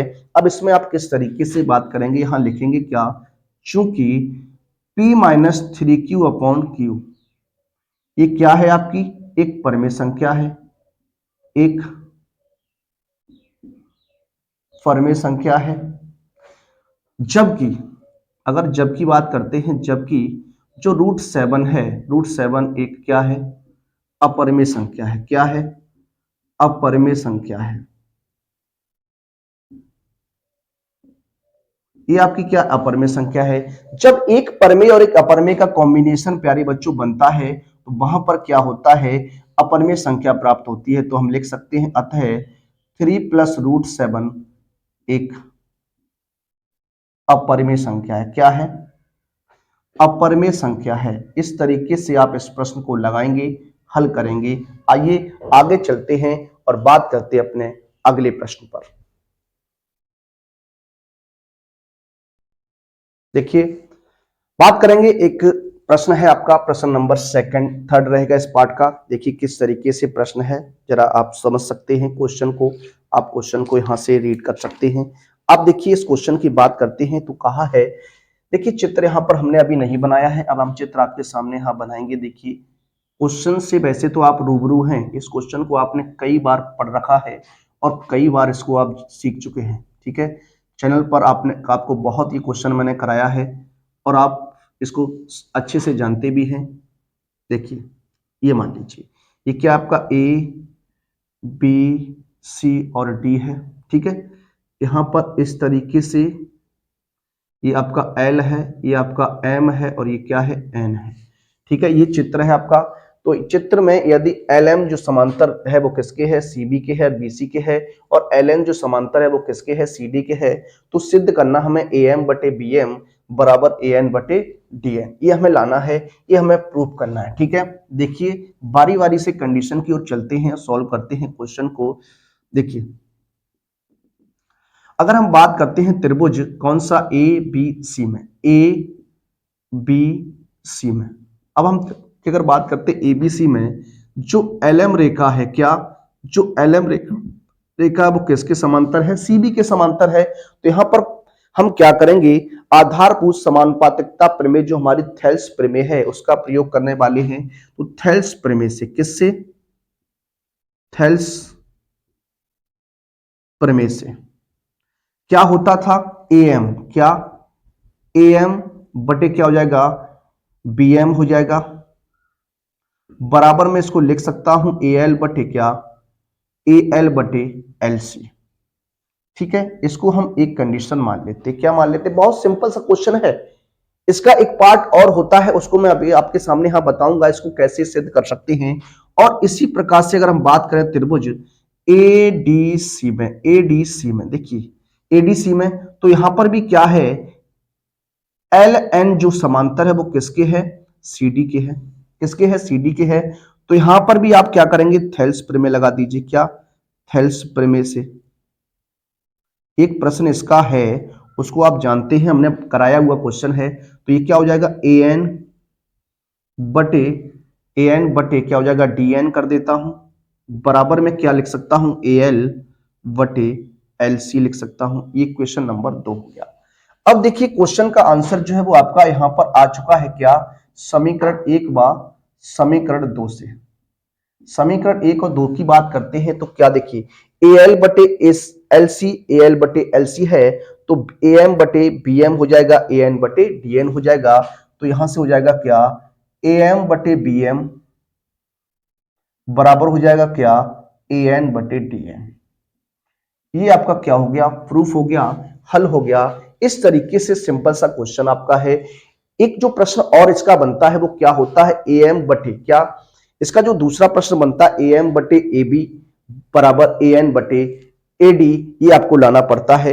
वो क्वेश्चन थोड़ा इससे बड़ा होता है, लेकिन ये क्वेश्चन आपका इतना ही है, इसको आप इतना ही सॉल्व करेंगे। आइए बात करते हैं अपने अगले प्रश्न पर। देखिए बात करते हैं अगले प्रश्न पर। अगला जो प्रश्न है हमारा, इसका 4th पार्ट रहेगा। कह रहा है चित्र में दो संकेंद्री वृत्त जिनका केंद्र O है, जिनकी त्रिज्याएं क्रमशः 7 सेंटीमीटर और 3.5 सेंटीमीटर है, कि चाप PQ तथा AB हैं। यदि कोण POQ बराबर 30 अंश है तो छायांकित भाग का क्षेत्रफल हमें ज्ञात करना है। छायांकित भाग का क्षेत्रफल क्या रहेगा, किस तरीके से इसे आप निकालने वाले हैं, आइए बात करते हैं। देखिए जो ये आपका बन रहा है, ये आपका त्रिज्यखंड है, इस तरीके से बनता है। तो यहां पर अगर बात करते हैं, त्रिज्या, दो त्रिज्या यहां पर होंगी, क्या, दो त्रिज्याएं होंगी। इसको हम R1 नाम दे देते हैं, क्या, R1 नाम दे देंगे, और इसे हम R2 नाम दे देंगे, ठीक है। और थीटा, अगर R1 की बात करते हैं तो ये आपका 7 सेंटीमीटर है, R2 की बात करते हैं तो ये आपका 3.5 सेंटीमीटर हो जाएगा, और थीटा की बात करते हैं तो कितना है, 30 अंश है, ठीक है। हमें छायांकित भाग का क्षेत्रफल निकालना। देखिए छायांकित भाग का क्षेत्रफल, देखिए छायांकित भाग क्या होगा, A P Q B, A P Q B का क्षेत्रफल अगर आपको निकालना है तो देखिए अगर हम बात करें ये बड़े वाले त्रिज्यखंड में से जो छोटा वाला त्रिज्यखंड है इसको अगर निकाल देंगे तो ये बन जाएगा आपका। तो कैसे लिखेंगे, देखिए पाई थीटा बटे 360 और ब्रैकेट R1 स्क्वायर माइनस क्या कर देंगे, R2 स्क्वायर कर देंगे। इससे आपका आंसर जो है इजीली आ जाएगा। अब देखिए पाई की बात करते हैं, 22/7 होता है। थीटा का मान यहाँ 30 अंश है, बटे में 360 लिख लेता हूं। और R1 की बात करते हैं 7 रहेगा तो 7 का वर्ग माइनस 3.5 का वर्ग। ठीक है, सॉल्व करेंगे। देखिए ये कट जाएगा आपका कितना 12 बार में। ठीक है, 2 से काट दीजिए 6 बार में, 2 से काट दीजिए 11 बार में, तो ये बना 11/7×42। ठीक है, अब यहां आ जाइए। देखिए हाँ ए स्क्वायर माइनस बी स्क्वायर की कंडीशन है, तो एक बार आप ए प्लस बी इंटू ए माइनस बी लिखेंगे तो 7 प्लस कितना 3.5 और 7 माइनस 3.5, ये आपका बनेगा। अब आगे आ जाइए, यहाँ देखिए ये हो जाएगा 11/कितना 42 गुणा, इसको जब जोड़िएगा तो ये हो जाएगा 10.5 इंटू में इसको जब घटाएंगे तो 3.5 हो जाएगा। ठीक है, ये बनेगा आपका। अब इसको ब्रेक करेंगे, 7 से काट देते हैं। देखिए 7×42 और इसे 7 से काटेंगे तो 1.5 हो जाएगा। कितना 1.5 हो जाएगा। फिर इसको 3 से काट दीजिए। देखिए 3 दूनी 6 और इसको काट देंगे 0.5 टाइम्स, तो ये हो जाएगा 11 गुणा 0.5 इंटू 3.5 अपॉन कितना 2 हो जाएगा। ठीक है, ये बनेगा आपका। अब क्या करेंगे, इसको आप गुणा भाग करके सॉल्व कर लीजिए। देखिए अगर बात करते हैं 11 गुणा, ये हो जाएगा 25 और 5 15 2 17, 1.75/2 गुणा करेंगे। 11 पंचे 55, 11 7 77, 77 और 5 82 हो जाएगा। हासिल 8 लगेगी और 11 एकम 11 और 8 कितना 19/2 भाग कर देंगे। 2 ने 18, 1 बचेगा। 10 2 12, 2 दूनी 4, 2 पंचे 10, ये सेंटीमीटर स्क्वायर क्या हो जाएगा, छायांकित भाग का क्षेत्रफल आएगा कितना 9.625 सेंटीमीटर स्क्वायर क्या होगा, आंसर होगा। आइए अगले प्रश्न की ओर चलते हैं और लेते अपना अगला प्रश्न। देखिए बात करते हैं अगले प्रश्न पर। अगला जो प्रश्न रहेगा हमारा दूसरी हेडिंग का 5th पार्ट रहने वाला है। आइए इसको हल करेंगे, सॉल्व करेंगे। क्या है जरा देखिए, कहता है समीकरण 2x upon x minus 4 plus 2x minus 5 upon x minus 3 बराबर 25/3। x का मान 3 और 4 नहीं ले सकते, को हल करके द्विघात समीकरण प्राप्त कीजिए। मूलों की प्रकृति और सूत्र का प्रयोग करके हल कीजिए। देखिए मूलों की प्रकृति भी आपको निकालनी है और सूत्र का प्रयोग करके फिर इसे हल भी करना है। तो देखिए बात करते हैं, समीकरण जो आपको है ये दिया गया है x माइनस 4 हो जाएगा plus 2x minus 5 upon x minus 3 equal to 25/3। पहले एलसीएम लेके इसको सॉल्व करेंगे। देखिए हाँ एलसीएम लेते हैं तो x माइनस 4 और x माइनस 3 हो जाएगा। ठीक है, ये गुणा हो जाएगा। यहाँ देखिए 2x bracket x minus 3 plus 2x minus 5 and x minus 4 is equal to 25/3। ठीक है, इस ब्रैकेट में गुणा करेंगे, इसका इस ब्रैकेट में गुणा करेंगे, इसका इस ब्रैकेट में गुणा करेंगे, हो जाएगा कितना 2x स्क्वायर माइनस 6x। ठीक है, प्लस यहाँ हो जाएगा कितना 2x स्क्वायर, 4 दूनी 8x, 5x और 4 पंचे 20 बटे, यहाँ गुणा कर दीजिए तो x स्क्वायर माइनस के 3x माइनस का 4x और 4 3 12 बराबर में कितना 25/3। इसको सॉल्व करेंगे, 4 2 2 4x स्क्वायर हो जाएगा। देखिए 8 5 13, 13 और 6 19x हो जाएगा और प्लस का 20 बटे कितना x square minus 7x plus का 12 बराबर 25/3। अब देखिए क्रॉस मल्टीप्लाई करा दीजिए। क्या क्रॉस मल्टीप्लाई कराएंगे इस तरीके से, तो 25x स्क्वायर कर देता हूं, 25 7 175x हो जाएगा और 25 दूनी 50 और 25 एकम 25 और 5, 25 और 5 कितना हो जाएगा 30 हो जाएगा, 300 हो जाएगा। फिर देखिए 4 3 12x स्क्वायर और ये हो जाएगा 19 3 57x और प्लस 20 3 60, ये बनेगा। अब इसको पक्षांतर कर लीजिए। देखिए 25x square minus 12x square 175x और प्लस के 57x और प्लस के 300 माइनस के 60 बराबर 0। यहां से जब इसको सॉल्व करेंगे तो 13x स्क्वायर हो जाएगा। यहां से इसको घटाइएगा, 15 में से घटाइएगा 7 तो 8 बचेगा और यहाँ 16 में से 5 घटाएंगे तो 12 बच जाएगा और यहां से आपका बचेगा 240 बराबर 0। ये तो हमारा क्या निकल के आ गया, द्विघात समीकरण निकल के आ गया। क्या निकल के आ गया, द्विघात समीकरण जो है वो इस तरीके से आपका बन के आ गया। ये हमारा क्या निकला, द्विघात समीकरण निकल चुका है। अब आपसे अगर हम बात करते हैं क्या अब उसने आपसे कहा कि इसके मूलों की प्रकृति जो है वो आपको ज्ञात करनी है कि इसके मूलों की प्रकृति क्या रहने वाली है, इसके मूलों की प्रकृति क्या होगी। तो मूलों की प्रकृति के लिए आपको याद होना चाहिए क्या कंडीशन लेते हैं, किस तरीके से हम बात करते हैं। तो मूलों की प्रकृति के लिए बी स्क्वायर माइनस 4ac का मान सबसे पहले हम निकालते हैं। इसका मान क्या बनेगा, किस तरीके से बनेगा, इसको हम पहले फाइंड आउट करते हैं। उससे पहले देखिए यहां पर अगर कुछ कंडीशन अगर बन जाए तो ज्यादा बेहतर रहेगा, क्योंकि यहां पर जो है गुणनखंड से मेथड से नहीं, क्योंकि हमें सूत्र का प्रयोग करके हल करना है। तो पहले इसको हम देखने वाले हैं। द्विघात समीकरण आपका 13x² माइनस 128x प्लस 240 ही बनेगा। एक बार आप चेक भी कर लीजिए, एक बार कहीं गलती ना हो जाए कोई। देखिए ये हो जाएगा आपका कितना, एक बार क्वेश्चन मिलाते हैं। क्वेश्चन क्या है, 2x अपॉन एक्स माइनस 4 बिल्कुल सही, प्लस का 2x minus 5 upon x minus 3 equal to 25 upon 3 बिल्कुल सही है। देखिए हो जाएगा 3 दूनी 6x², 2 एकम 2x² और 2 3 6x, ठीक है। हो जाएगा 2x², 2 चौकू 8x हो जाएगा, 5x हो जाएगा और ये 5 चौकू 20 हो जाएगा, ठीक है। यहाँ पे 2 2 4x² हो गया, 8 5 13, 8 5 13, 13 और 6 19 होता है, 19x हो जाएगा प्लस का 20, ठीक है। यहाँ पर x² माइनस 7x प्लस 12 हो जाएगा, ठीक, ओके सर। उसके बाद क्रॉस गुणा कराएंगे तो 25x², 25 छिक्का 150 और 25 सत्ते 175x हो जाएगा और 25 12 का गुणा 300 हो जाएगा, ठीक है। ये 4 3 12x, 19 3 57x, 20 3 60 हो जाएगा। इसको इधर लाइएगा तो 25 माइनस 12x² 13x² बच जाएगा, 175। ये इधर आएगा माइनस का 57, तो 15 में से जब आप घटाएंगे तो 7 8 बच जाएगा, यहाँ रहेगा 16। 16 में से जब आप घटाएंगे कितना, देखिए 16 में से 5 घटाएंगे तो यहाँ पर 11 बचेगा। कितना बचेगा, 11 बचेगा। एक बार चेक करिएगा फिर से। 15 में से आप घटाएंगे तो यहाँ बच जाएगा कितना, 15 में से 7 घटाएंगे 8 बचेगा, यहाँ रह गया कितना 16। 16 में से 5 घटाएंगे, 16 में से जब 5 घटाइएगा तो 16 में से 5 घटाने पर बचता है 11। कितना बचता है, 11 बचता है, 118 हो जाएगा। और प्लस 300 में से 60 घटाते हैं तो 240 बचता है। इस तरीके से हमारा बन जाएगा, इस तरीके से इसको हम बनाने वाले हैं, ठीक है। ये आपका 118 होगा यहाँ पर, ठीक, ये रहेगा आपका। अब जरा देखिए हमें क्या निकालना है, मूलों की प्रकृति निकालनी है। देखिए बात करते हैं मूलों की प्रकृति। बी स्क्वायर माइनस 4ac निकालेंगे, यानी डी का मान निकालने वाले हैं। बी स्क्वायर माइनस 4ac, तो बी का मान कितना है यहाँ पर देखिए, माइनस का 118 हो जाएगा।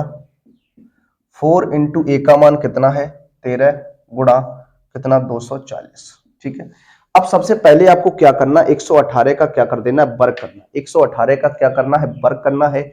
तो 118 का जब आप वर्ग करेंगे तो कितना बन जाएगा, जरा देखिएगा। 118 का 118 में मल्टीप्लाई जब आप करते हैं, 118 का 118 में गुणा जब करेंगे तो कितना हो जाएगा, देखिए एक बार आप चेक करते हैं इस क्वेश्चन को, कुछ मिस्टेक नजर आती है। देखिए क्वेश्चन जो है बिल्कुल आपका सही है, क्वेश्चन में कोई प्रॉब्लम नहीं है, बस आपको यहां सॉल्व करना। देखिए अब जब सॉल्व करेंगे तो 118 का जो वर्ग जब करेंगे आप, 118 का जब वर्ग करेंगे तो 13,924 आ जाएगा। कितना आ जाएगा, 13,924 हो जाएगा। माइनस इन सब का मल्टीप्लाई करा दीजिए। जब इन सब का मल्टीप्लाई जब आप कराएंगे तो ये बनेगा 12,480, 12,480 बन जाएगा। घटा दीजिए तो ये 4 बचेगा, 12 में से 8 घटाएंगे फिर 4 बचेगा, यहाँ बच जाएगा कितना आपका, कितना ये आपका बच जाएगा कितना, यहाँ 8, 8 में से 2 घटाएंगे तो ये आपका 8 में से 4 घटाएंगे तो आपका 4 बच जाएगा, ठीक है। यहाँ 12, 12 में से 12 कुछ नहीं बचेगा, तो यहाँ 444 बचेगा। कितना, ये आपका 1444, सॉरी यहाँ पर एक, हाँ सिर्फ 12 में से घटाएंगे तो 1 बचेगा, 1444 बचेगा, जो कि ग्रेटर देन क्या है, 0 है। अगर ग्रेटर देन 0 है तो यहाँ मूल जो होंगे वो क्या हो जाएंगे प्यारे बच्चों, तो यहाँ पर मूल जो होंगे, मूल समीकरण के मूल ऐसे लिख सकते हैं क्या, समीकरण के मूल कैसे हैं, वास्तविक हैं। कैसे, वास्तविक तथा भिन्न भिन्न है, ठीक है। वास्तविक तथा भिन्न भिन्न है, तो दूसरी कंडीशन भी आपको पता चल गई। अब दूसरी कंडीशन भी आपको जब पता चल गई है तो आप क्या कर सकते हैं, इसे सूत्र के माध्यम से हल करना था। किसके माध्यम से, सूत्र के माध्यम से। देखिए सूत्र की बात करते हैं तो सूत्र जो होता है वो क्या होता है, एक्स बराबर माइनस का b plus minus under root b square minus का 4ac अपॉन क्या होता है 2a होता है। अब देखिए यहां से आप मान रख दीजिए। जब आप मान रखेंगे देखिए माइनस का बी, तो माइनस का बी कितना रहेगा, माइनस 118 हो जाएगा, तो माइनस माइनस का 118, ठीक है।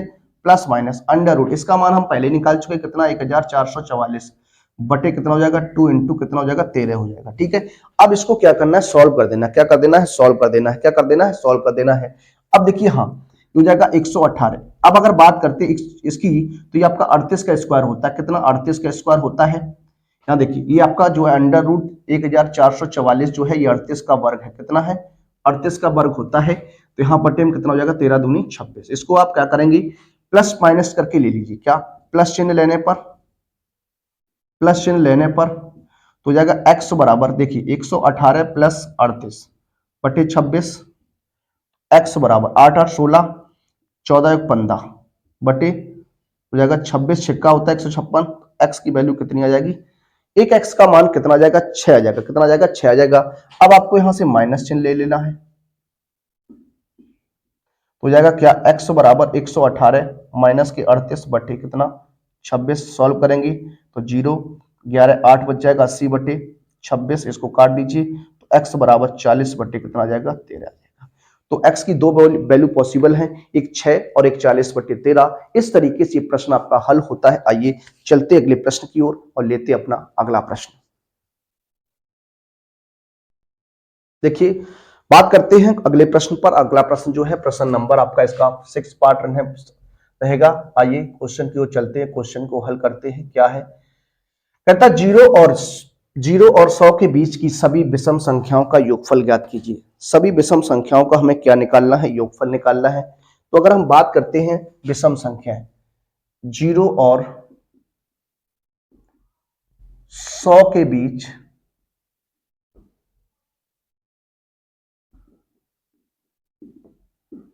विषम संख्याएं क्या होंगी, हो जाएगा आपका 1 3 5 7 9 डॉट डॉट डॉट कितना हो जाएगा 99 तक हो जाएगा। इन सभी का हमें क्या निकालना, योगफल निकालना है। देखिए अगर आप यहां समझ सकते हैं तो यहां देखिए 100 से 1 से लेकर 0 से 100 तक में क्या होता है 50 सम संख्या होंगी, 50 विषम संख्या होंगी। लेकिन कभी कभी प्रश्न में आपको अल्टरनेट नहीं देगा, तो किस तरीके से आप निकालेंगे जरा देखिए। सबसे पहले अगर बात करते हैं यहाँ प्रथम पद a का मान 1 हो जाएगा, d की बात करते हैं तो 3 माइनस 1 कितना हो जाएगा 2 हो जाएगा। ठीक है, और अंतिम पद कहें या इसको एनवा पद कहें तो ये हमारा एनवा पद हो जाएगा कितना 99 हो जाएगा। इसी को हम क्या कहते हैं अंतिम पद एल कहते हैं। ठीक है, इसका फॉर्मूला होता है a plus n minus 1 into d बराबर 99 हो जाएगा।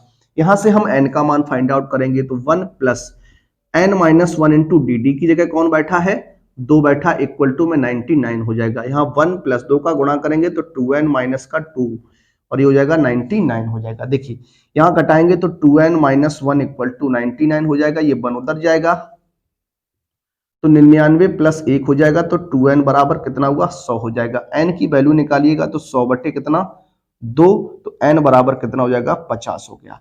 यानी 50 संख्याएं हैं, क्या है 50 संख्याएं हैं। अब हमें योगफल निकालना है, तो योगफल की कंडीशन में आप जानते हैं क्या फॉर्मूला बन जाएगा Sn बराबर, देखिए दो फॉर्मूले होते हैं, एक होता है Sn बराबर n बटे 2 a प्लस एल होता है। ये एल वाला कब लगता है जब अंतिम पद मालूम होता है, और जब आपसे कुछ पदों की बात करता है तो वहां पर Sn बराबर n बटे 2 a plus 2a plus n minus 1 into d का प्रयोग करते हैं। यहां पर हम कौन सा फॉर्मूला लगाएंगे a प्लस एल लगाने वाले, तो यहां हो जाएगा n का मान 50 बटे 2, 1 प्लस 99 हो जाएगा, हो जाएगा 25 गुणा 100 बराबर कितना आ जाएगा 2500 आ जाएगा। कितना आ जाएगा 2500 आ जाएगा।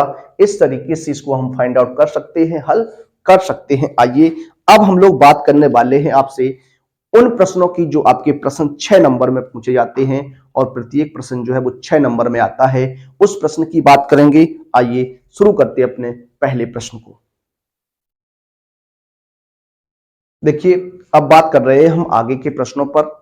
क्या क्वेश्चन है, क्वेश्चन आपको देखने को मिलेगा, क्वेश्चन आप पढ़ सकते हैं, क्वेश्चन को आप देख सकते हैं। कहता है दो वर्गों के क्षेत्रफल का योगफल 157 मीटर स्क्वायर है। दो वर्ग हैं जिनके क्षेत्रफलों का योग कितना है 157 मीटर स्क्वायर है।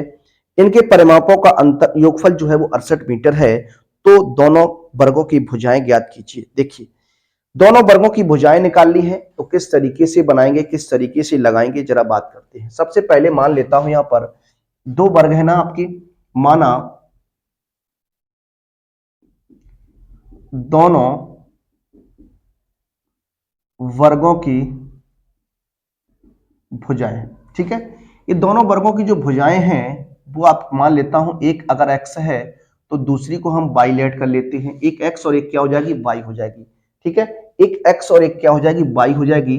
अब अगर बात करते हैं, देखिए यहां पर हम लेकर चलते x is greater than y की बात करेंगे, x को हम बड़ा लेकर चलते हैं। ठीक है, अब जरा देखिए, उसने कहा फर्स्ट शर्त में क्या, अगर हम फर्स्ट शर्त की बात करते हैं, उसने कहा वर्गों के क्षेत्रफलों का योग, क्या क्षेत्रफलों का योग दिया गया है, क्या क्षेत्रफलों का योग 157 मीटर स्क्वायर दिया गया है, ये वर्गों के क्षेत्रफलों का योग है। ठीक है, अब वर्ग का क्षेत्रफल आप जानते हैं भुजा स्क्वायर होता है, क्या होता है, भुजा स्क्वायर होता है। तो वर्ग का क्षेत्रफल भुजा स्क्वायर यानी दो वर्ग हैं तो हो जाएगा x square plus y square is equal to कितना, 157। ऐसे इक्वेशन नंबर हम 1 कह सकते हैं। सेकंड शर्त देखिए, सेकंड शर्त की अगर बात करें, उसने कहा दोनों वर्गों के परिमापों का योग, वर्गों के परिमापों का योग, परिमापों का जो योग है वो आपका क्या है, आइए इस पर हम बात करते हैं। देखिए, कहता है दोनों के परिमापों का जो योग है, परिमापों का जो योग है वो आपको 68 दिया गया है, कितना 68 मीटर है। और आप जानते हैं जो वर्ग का परिमाप होता है वो 4 इंटू भुजा होता है, क्या होता है 4 इंटू भुजा। तो पहले वर्ग के लिए 4x हो जाएगा, दूसरे वर्ग के लिए 4y हो जाएगा, इक्वल टू में 68 है। यहां से क्या करेंगे, 4 का डिवाइडेशन करेंगे तो x प्लस वाई बराबर कितना हो जाएगा, 17 हो जाएगा। यहां से अगर x की वैल्यू की बात करें तो हो जाएगा 17 माइनस कितना y। ठीक है, यहाँ समीकरण नंबर इसको मैं सेकंड मान लेता हूं। अब देखिए ये जो x का मान है इसे हम समीकरण 1 में रखेंगे, क्या x का मान समीकरण 1 में रखने पर, समीकरण 1 में रखिएगा तो हो जाएगा 17 माइनस वाई का whole square plus y square बराबर 157। ठीक है, अब इसका क्या करिएगा, होल स्क्वायर खोलेंगे, a माइनस बी का होल स्क्वायर आप जानते हैं क्या होता है, a square plus b square minus 2ab, तो 2 इंटू 17 इंटू वाई और प्लस वाई स्क्वायर बराबर कितना 157 है। ठीक है, ये आपका हो जाएगा। देखिए 17 का वर्ग 289 होता है और ये हो जाएगा प्लस का वाई स्क्वायर मिलकर 2y स्क्वायर और माइनस के 17 दूनी 34y बराबर 157। 157 को पक्षांतर करिएगा, 289 माइनस 157 बराबर में कौन जीरो आ जाएगा, 2y स्क्वायर 34y, यहां से देखिए 2 बच जाएगा, 3 बच जाएगा और 1 बच जाएगा, 132। 2 का डिवाइडेशन कर लीजिए तो ये हो जाएगा वाई स्क्वायर माइनस के 17y और माइनस कितना, सॉरी प्लस बनेगा यहाँ पर 2 छिंग 12 और फिर 2 छिंग 12। अब आपको क्या करना है, इसके फैक्टर करने हैं, क्या करना, फैक्टर करना है। तो 66 के ऐसे फैक्टर करिए कि जोड़ने पर 17 हो जाए, 11 छिंग 66 हो जाएगा। तो वाई स्क्वायर माइनस के 11y माइनस के 6y और प्लस के 66 बराबर 0। ठीक है, y कॉमन लेंगे तो हो जाएगा y माइनस 11, माइनस का 6 कॉमन लेंगे तो y माइनस 11 हो जाएगा बराबर 0। ठीक है, ये आपका बनेगा। यहां से y माइनस 11 एक ब्रैकेट में और y माइनस 6 एक ब्रैकेट में बराबर 0। तो यहां से y माइनस 11 बराबर 0, तो y का मान कितना आ जाएगा, 11 आ गया। और y माइनस 6 बराबर 0 करें तो ये y बराबर 6 आ जाएगा। अब देखिए यहाँ y के दो मान आ गए, क्या आ गए, y के दो मान आ गए। अब यहाँ पर आप अगर y का मान 11 रखते हैं तो यहाँ से 6 मिल जाएगा, अगर 6 रखते हैं तो 11 मिल जाएगा। तो बात करेंगे समीकरण 1 से, क्या समीकरण 1 से, if y equal to 6 then x बराबर हो जाएगा क्या, 11 माइनस 6 इक्वल टू कितना, सॉरी 17 माइनस कितना, 17 माइनस 6 इक्वल टू 11 हो जाएगा। और अगर इफ हम बात करते हैं जब y बराबर 11 की तो x के मान कितना आ जाएगा, 17 माइनस 11 कितना आ जाएगा, 6 आ जाएगा। तो जो दो वर्ग हैं उनकी भुजाएं पता चल गई, वर्गों की भुजाएं जो रहेंगी वो 6 मीटर तथा 11 मीटर है। क्या वर्गों की जो भुजाएं हैं वो कितनी है, 6 मीटर तथा 11 मीटर है। कितनी है, 6 मीटर तथा 11 मीटर है। इस तरीके से ये आपका क्वेश्चन जो है वो हल होता है, सॉल्व होता है, और इस तरीके से आप क्वेश्चन को बना सकते हैं। ठीक है, आइए अगला प्रश्न लेंगे, इसका सेकंड पार्ट। देखिए, बात करते हैं अगले प्रश्न पर। अगला जो प्रश्न है हमारा, ये तीसरी हेडिंग का दूसरा प्रश्न रहने वाला है। देखिए, तीसरी दो प्रश्न दिए जाते हैं, एक प्रश्न आपको करना होता है। तो हमने पहला प्रश्न किया, आइए दूसरे प्रश्न की ओर चलते हैं। दूसरा प्रश्न क्या है जरा देखिएगा। कहता है, एक नाव की शांत जल में, एक नाव की शांत जल में चाल जो दी गई है वो 18 किलोमीटर प्रति घंटा है। वह 24 किलोमीटर धारा के विरुद्ध जाने में और 24 किलोमीटर धारा की दिशा में आने पर 1 घंटा अधिक समय लेती है। धारा की चाल ज्ञात कीजिए। ठीक है, आइए इसको लगाते हैं। सबसे पहले अगर हम बात करते हैं, यहाँ पर मानेंगे क्या, माना धारा की चाल, ये हमारी क्या है, x किलोमीटर प्रति घंटा है। क्या है, x किलोमीटर प्रति घंटा क्या हमारी धारा की चाल है, क्या है, धारा की चाल है। उसके बाद अगर हम बात करें, उसके बाद अगर हम बात करें शांत जल में, क्या, शांत जल में नाव की चाल क्या है, शांत जल में नाव की चाल क्या है। शांत जल में जो नाव की चाल है वो आपको 18 किलोमीटर प्रति घंटा के रेट है। ठीक है, ये दी गई है। अगर हम बात करें धारा की दिशा में, देखिए बात करिएगा धारा की दिशा में नाव की चाल, देखिए जिधर पानी बहेगा आप उसी तरफ से जाएंगे तो आपकी चाल जो है बढ़ जाएगी। यानी ये आपकी हो जाएगी क्या, 18 प्लस x किलोमीटर प्रति घंटा। अब अगर बात करें धारा के विपरीत दिशा में या धारा की विरुद्ध, धारा के विपरीत दिशा में, धारा के विपरीत दिशा में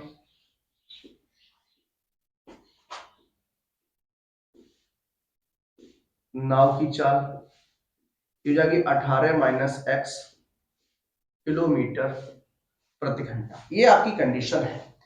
24 किलोमीटर धारा की दिशा में जाता हूं, 24 किलोमीटर धारा की दिशा में वापस आता हूं, ऐसा करने में 1 घंटा कम समय लगता है। अगर हम बात करते हैं धारा की दिशा में, देखिए 24 किलोमीटर धारा की दिशा में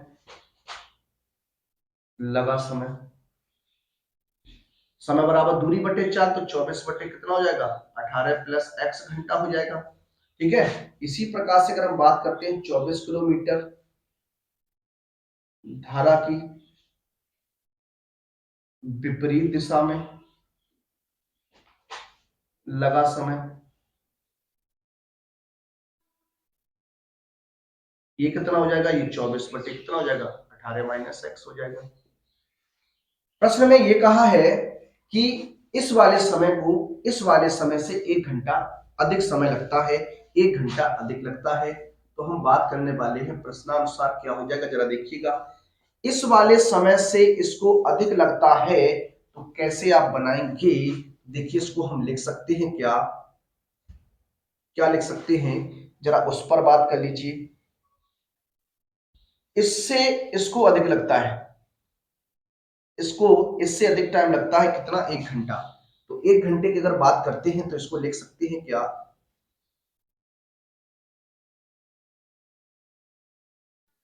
देखिए हो जाएगा कितना, इसको डायरेक्ट लिखेंगे। देखिए 24 बटे 18 माइनस एक्स और माइनस का 24 बटे 18 प्लस एक्स बराबर कितना, 1 हो जाएगा। ठीक है, ये आपका बनेगा। या फिर आप इसको ले जाइए उधर, क्योंकि इस टाइम से इसको 1 घंटा अधिक करना है ना। या फिर आप इसको इधर जोड़ लीजिए, क्या करिए, एक इसमें जोड़ लीजिए, तब भी आपकी कंडीशन बन जाएगी, कोई दिक्कत वाली बात नहीं है। अब यहाँ एलसीएम लेके सॉल्व करेंगे तो 18 प्लस एक्स आएगा और 18 माइनस एक्स आएगा। ठीक है, यहाँ से 24 कॉमन ले लेंगे, तो 24 कॉमन लेंगे, यहाँ 1 बचेगा, तो ये हो जाएगा 18 प्लस एक्स, और यहाँ से हो जाएगा कितना, 18 minus x, sorry plus x हो जाएगा, क्यों माइनस माइनस प्लस, 18 से 18 कैंसिल हो जाएगा, ये हो जाएगा 2x, 2x इंटू 24 बटे, यहाँ बड़ा कर दीजिए, एक बार प्लस एक बार माइनस, तो हो जाएगा 324 माइनस एक्स स्क्वायर बराबर 1/1। अब ये द्विघात समीकरण बनेगा, यहां से आप सॉल्व करेंगे तो ये हो जाएगा 48x। कितना हो जाएगा? 48x बराबर 324 माइनस एक्स स्क्वायर। आगे ले आइए, x square plus 48x minus 324 बराबर 0। अब इसके क्या करने हैं आपको? फैक्टर करने हैं। कितना करना है? फैक्टर करना है। जब आप इसके फैक्टर करेंगे तो क्या फैक्टर होंगे? इसके फैक्टर जो रहेंगे वो 54 और 6 हो जाएगा। 54x माइनस 6x 324 बराबर 0। यहां से कॉमन लेंगे तो x प्लस 54 हो जाएगा, माइनस 6 तो x प्लस 54 हो जाएगा।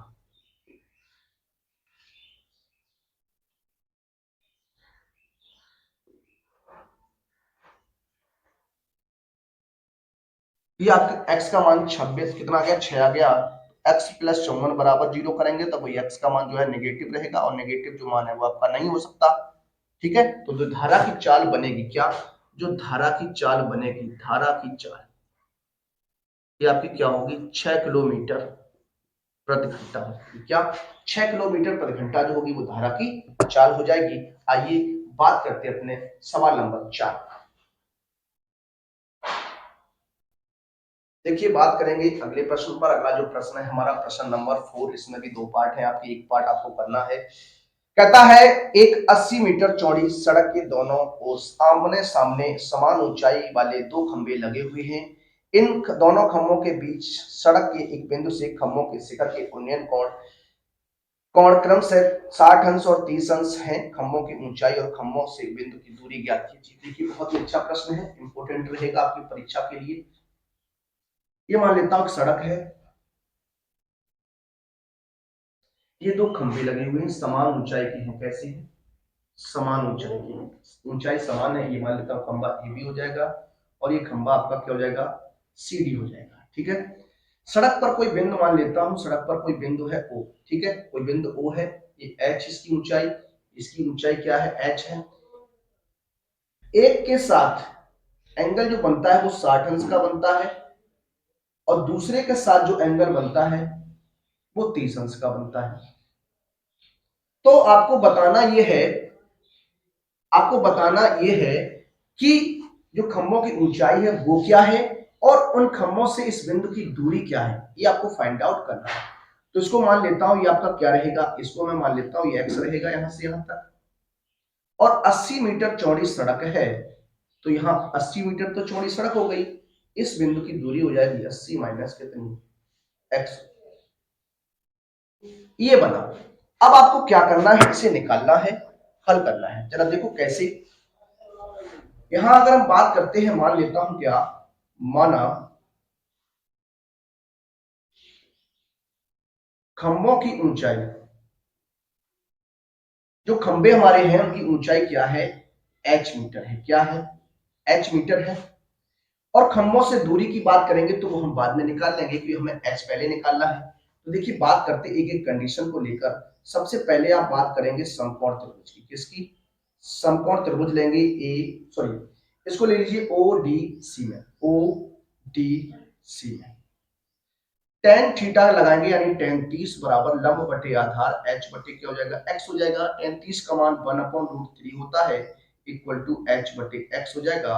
यहां से एक्स का मान √3h बन जाएगा। इसे इक्वेशन नंबर 1 कह सकते हैं। क्या कह सकते हैं? 1 कह सकते हैं। आगे अगर बात करते हैं, दूसरा जो पॉइंट हमारा है क्या? समकोण त्रिभुज दूसरा लेंगे ए बी ओ में, ए बी ओ में। ठीक है, यहां से अगर बात करेंगे तो ये हो जाएगा टेन 60 बराबर h बटे 80 माइनस एक्स हो जाएगा। टेन 60 का मान आप जानते हैं √3 इक्वल टू h बटे 80 माइनस एक्स।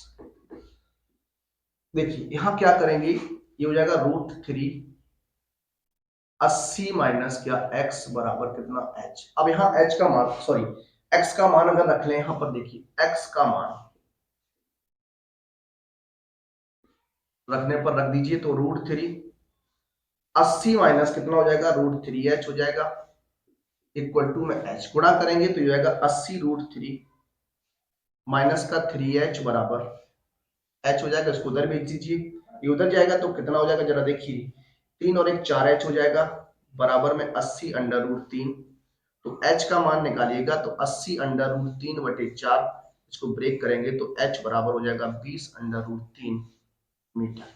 तो खंबे की जो ऊंचाई रहेगी वो 20 अंडर रूट 3 मीटर रहेगी। अब अगर हम बात करते हैं समीकरण 1 से, क्या समीकरण 1 से क्या है, x बराबर रूट 3h है, x का मान रखेंगे यहां से रूट 3 इंटू क्या हो जाएगा 20 गुणा रूट 3, तो ये हो जाएगा x बराबर 20 तिया 60, x का मान कितना आ गया 60 मीटर आ गया।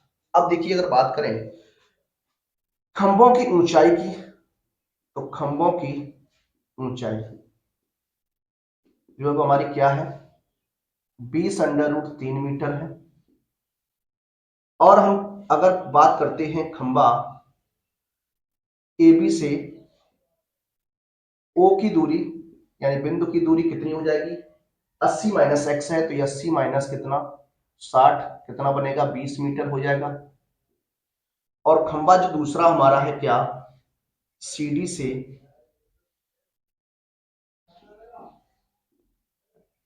ये क्या हो जाएगा x माना हमने, तो ये 60 मीटर हो जाएगा, कितना हो जाएगा 60 मीटर हो जाएगा। तो इस तरीके से ये प्रश्न था आपका, इस तरीके से आप लगाने वाले थे। आइए इसका सेकंड पार्ट लेते हैं। देखिए बात करते हैं अगले प्रश्न पर। अगला जो प्रश्न है हमारा इसका सेकंड पार्ट रहने वाला है। सेकंड पार्ट को हल करेंगे, क्या है जरा देखिएगा। कहता एक बहुमंजिल भवन के शिखर को देखने पर एक 10 मीटर ऊंचे भवन के शिखर और तल का अवनमन कोण 30 और 45 अंश पाया गया। बहुमंजिल भवन की ऊंचाई ज्ञात कीजिए। देखिए दो कंडीशन है यहां पर, एक बहुमंजिल भवन है, एक 10 मीटर ऊंचा भवन है।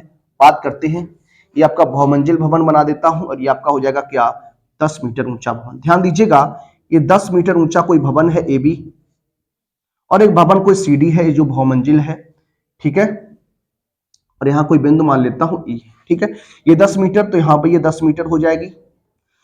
क्या कहता है एक बार फिर पढ़ेंगे, कहता है एक बहुमंजिल भवन के शिखर से देखने पर 10 मीटर ऊंचे भवन के शिखर, 10 मीटर ऊंचे भवन के शिखर यहां से यहां देखते हैं, और शिखर और तल के जो अवनमन कोण है प्यारे बच्चों वो आपको दिए गए हैं। अवनमन है तो इस तरीके से आपको यहां भी बनाना है, ठीक है। कितना कितना दिया गया है, ये आपको दिया गया है 30 और 45 अंश है। कितना, ये 30 अंश अगर है और ये आपका कितना है 45 अंश है, तो ये 30 हो जाएगा, ये कितना हो जाएगा 45 हो जाएगा, ठीक है। इसे मैं x सपोज कर लेता हूं और यहां पर भी x हो जाएगा।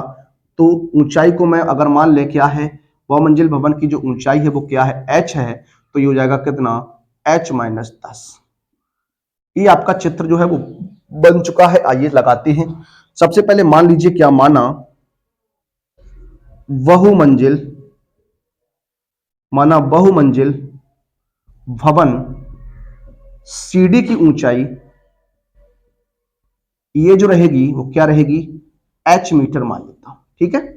और दोनों भवनों के बीच की दूरी की बात करें, दोनों भवनों के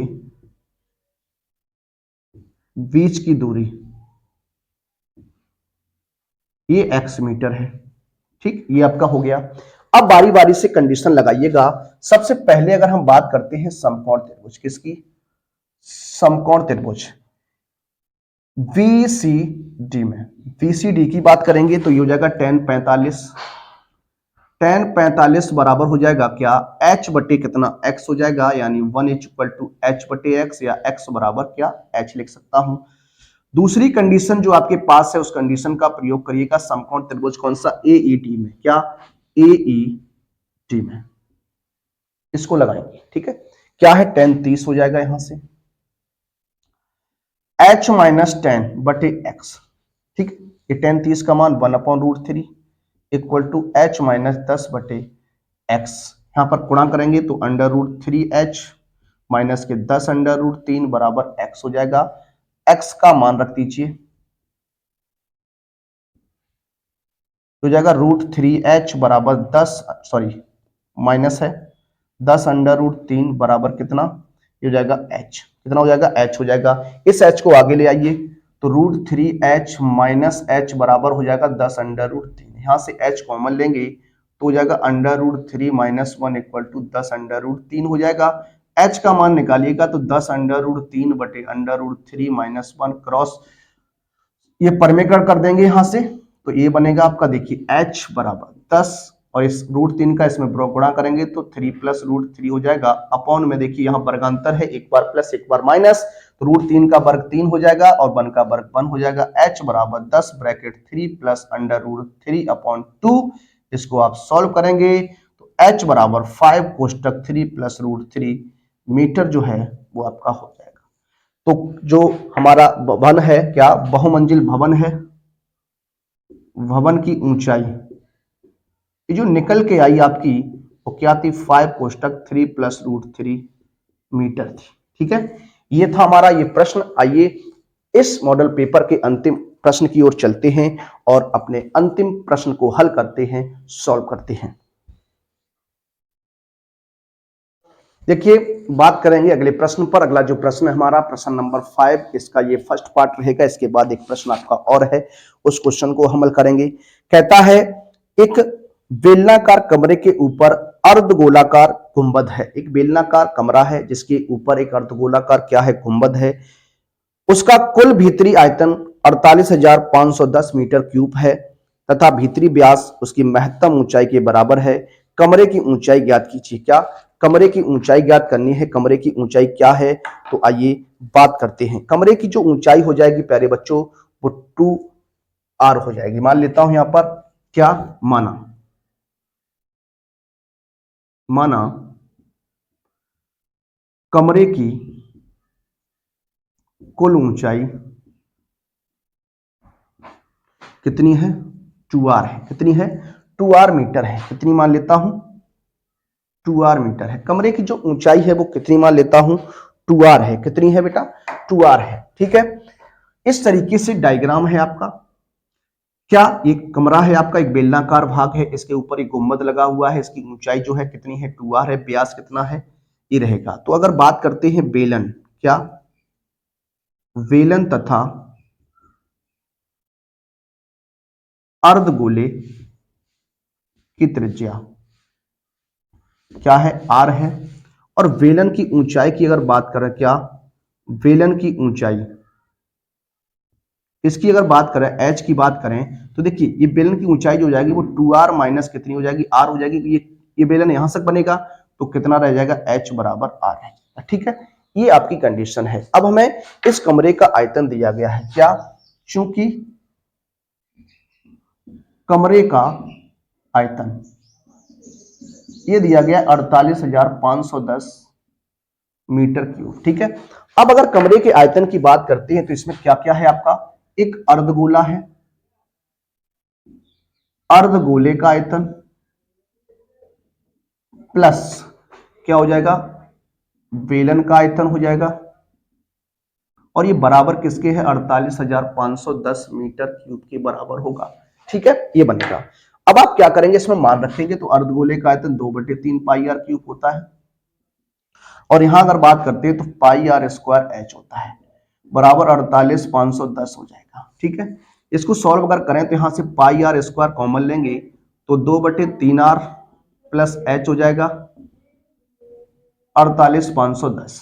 ठीक है, मान रख देंगे, मान रखेंगे तो यहां देखिए 22/7, आर की जगह आर स्क्वायर ही रहेगा, ये 2/3 आर प्लस एच की जगह क्या रख सकता हूं, आर रख सकता हूं, 48,510।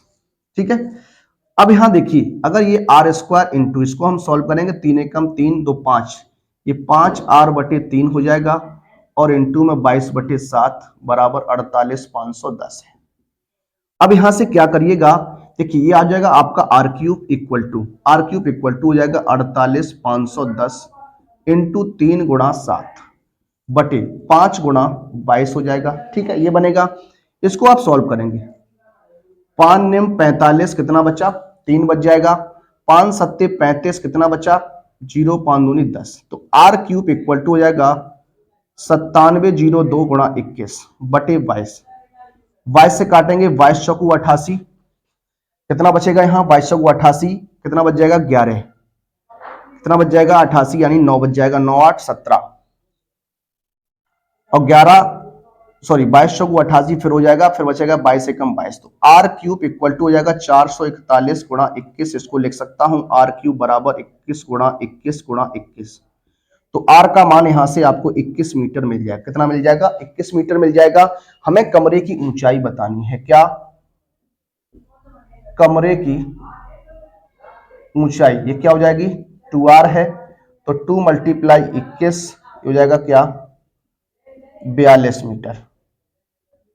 कितना हो जाएगा? 42 मीटर। तो कमरे की ऊंचाई क्या है? 42 मीटर है। आइए आज इस मॉडल पेपर के अंतिम प्रश्न की ओर चलते हैं और सॉल्व करते हैं अपने अंतिम प्रश्न को।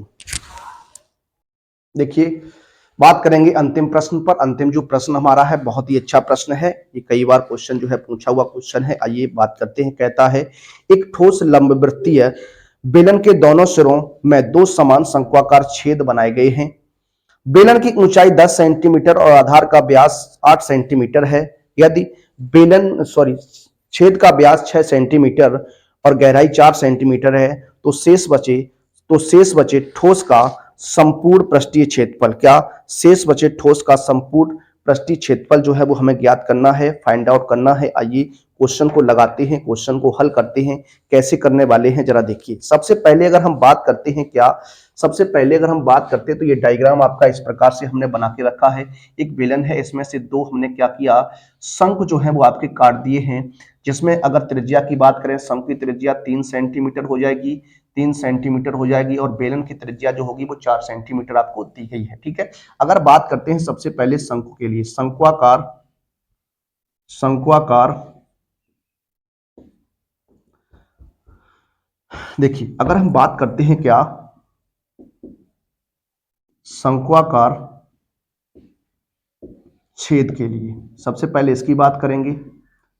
आर बराबर अगर बात करते हैं क्या, R1 मान लेता हूं इसको। ठीक है, या आर मान लीजिए। आर की बात करते हैं तो ये आपका 6/2 बराबर कितना हो जाएगा? 3 सेंटीमीटर हो जाएगा। ऊंचाई की बात करते हैं क्या, ऊंचाई की बात करते हैं, एच की बात करते हैं, ये आपका कितना है? 4 सेंटीमीटर है। कितना है? 4 सेंटीमीटर है। अगर हम बात करें तिर्यक ऊंचाई की, किसकी बात करने वाले हैं प्यारे बच्चों? तिर्यक ऊंचाई की बात करें तो तिर्यक ऊंचाई को आप निकालना जानते, एल बराबर under root h square plus r square से। एल बराबर हो जाएगा अंडर रूट 4 का वर्ग प्लस 3 का वर्ग, ये हो जाएगा एल बराबर अंडर रूट 16 प्लस कितना 9, ये एल बराबर कितना हो जाएगा? 25 हो जाएगा। यानी कितना आएगा? 5 सेंटीमीटर आ जाएगा। कितना आ जाएगा? 5 सेंटीमीटर आ जाएगा। ये हमारा निकल के आ गया क्या, शंकु का क्या निकल के आ गया? ये हमारा वक्र पृष्ठ, सॉरी एल निकल के आ गई। अगर हम बात करते हैं क्या, वक्र पृष्ठ की, किसकी बात करते हैं? वक्र पृष्ठ की बात करते हैं। दोनों बात करेंगे क्या, दोनों शंक्वाकार छेद का वक्र पृष्ठ निकालना है तो ये हमारा हो जाएगा क्या, 2 इंटू पाई आर एल हो जाएगा। 2 इंटू पाई का मान आप जानते हैं 22/7 लगा दीजिए, या फिर आप पाई को पाई रखिए। एल का मान कितना है, आर का मान कितना है? 3 है, और एल का मान 5 है। 5 15, 30 पाई हो जाएगा। कितना? 30 पाई सेंटीमीटर स्क्वायर हो गया। क्या? 30 पाई सेंटीमीटर स्क्वायर हो गया। ठीक है। अब अगर हम बात करते हैं बेलन के लिए, किसकी? बेलन के लिए अगर हम बात करें तो यहाँ आर की बात करते हैं तो 8/2 बराबर 4 सेंटीमीटर, और एच की बात करते हैं तो ये आपको दिया गया है 10 सेंटीमीटर। ठीक है। अब हम बात करने वाले हैं बेलन का वक्र पृष्ठ। क्या? बेलन का वक्र पृष्ठ ये हो जाएगा 2 पाई आर एच। 2 पाई को 2 पाई रखेंगे, आर का मान 4 इंटू 10 हो जाएगा, 10 चौको 40 दूनी 80 पाई। क्या? 80 पाई सेंटीमीटर स्क्वायर हो गया। क्या हो गया? 80 पाई सेंटीमीटर स्क्वायर हो गया। बेलन का जो हो गया वो कितना हो गया? 80 पाई सेंटीमीटर स्क्वायर हो गया। अब अगर हम बात करते हैं यहां पर, चूंकि ये आपका क्या बनेगा, वलयाकार भाग बनेगा, तो इसका क्षेत्रफल निकालेंगे। क्या? इसका क्षेत्रफल निकालेंगे। देखिए, दोनों की बात करते हैं क्या, आधार के वृत्ताकार भाग का क्षेत्रफल। ठीक है, आधार के वृत्ताकार वलय का क्षेत्रफल। ये हो जाएगा आपका क्या, पाई, देखिए pi r square minus r square हो जाएगा। पाई की जगह पाई रखेंगे, आर का मान कैपिटल आर 4 है और ये 3 है, हो जाएगा पाई इंटू 4 चौको 16 माइनस के 9, हो जाएगा 7 पाई सेंटीमीटर स्क्वायर। ये बनेगा आपका। यहां तक आप पहुंच चुके हैं। और ये है कितने प्यारे बच्चों, दो है। कितना है, एक ये रहा और एक रहा। तो दोनों की बात करेंगे क्या, दोनों वृत्ताकार वलय का क्षेत्रफल 2 इंटू 7 पाई कितना हो जाएगा, 14 पाई सेंटीमीटर स्क्वायर हो जाएगा। अब हमसे क्या कहा, क्षेत्रफल चाहिए, क्या, संपूर्ण क्षेत्रफल, क्या, शेष बचे शेष बचे शेष बचे ठोस का संपूर्ण पृष्ठ, शेष बचे ठोस का संपूर्ण पृष्ठ आपको निकालना है। कैसे निकलेगा, किस तरीके से, जरा देखिएगा। क्या करने वाले हैं, इनको ऐड करेंगे, क्या, सभी को ऐड करेंगे। देखिए बेलन का वक्र पृष्ठ, बेलन का वक्र पृष्ठ प्लस शंकु का वक्र पृष्ठ प्लस 2 इंटू वलय का क्षेत्रफल। इस तरीके से देखिए बेलन का क्या आया 80 पाई, शंकु का क्या आया 30 पाई, और ये आया 2 गुणा, सॉरी 2 तो लिख ही लिया था हमने वहां पर, तो ये आपका 14 पाई हो जाएगा। कितना हो जाएगा, 14 पाई हो जाएगा। इस तरीके से ये आपका बनेगा। अब देखिए सबको ऐड करेंगे, 8 3 11 124 हो जाएगा। कितना, 124 पाई सेंटीमीटर स्क्वायर हो गया। कितना हो गया, 124 पाई सेंटीमीटर स्क्वायर हो गया। मान रख दीजिए 22/7, ठीक है, 22/7, 7 एकम 7, 5 बच जाएगा, नहीं कटेगा तो गुणा करेंगे। 22 चौगु 88, 22 दूनी 44, 44 और 8 52, और 22 एकम 22 और 5 27, भाग करेंगे 7 3 21, कितना बचेगा, 21 6 बचेगा, और 7 8 56 हो जाएगा। 7 8 56 कितना बच जाएगा, 62 हुआ था, 6 बच जाएगा, और 68 98 63 कितना बचेगा, 6 बचेगा। 7 8 56 बचेगा कितना, 4 7 5 35 सेंटीमीटर स्क्वायर ये बचेगा। 389, क्या, 389.71 आना चाहिए। कितना, 389, एक बार चेक करेंगे। देखिए 7 3 21, और ये बचेगा कितना 6, 7 8 56, 56 6 बच जाएगा, और यहाँ पर 68 63 कितना बच जाएगा, 63 5 बचेगा, 50 7 7 49, सॉरी 7 7 49 होगा, यहाँ एक बचेगा, 7 एकम 7 ये रहेगा। तो इस तरीके से ये आपका मॉडल पेपर था आज का। कैसा लगा एक बार कमेंट के माध्यम से बताइएगा जरूर।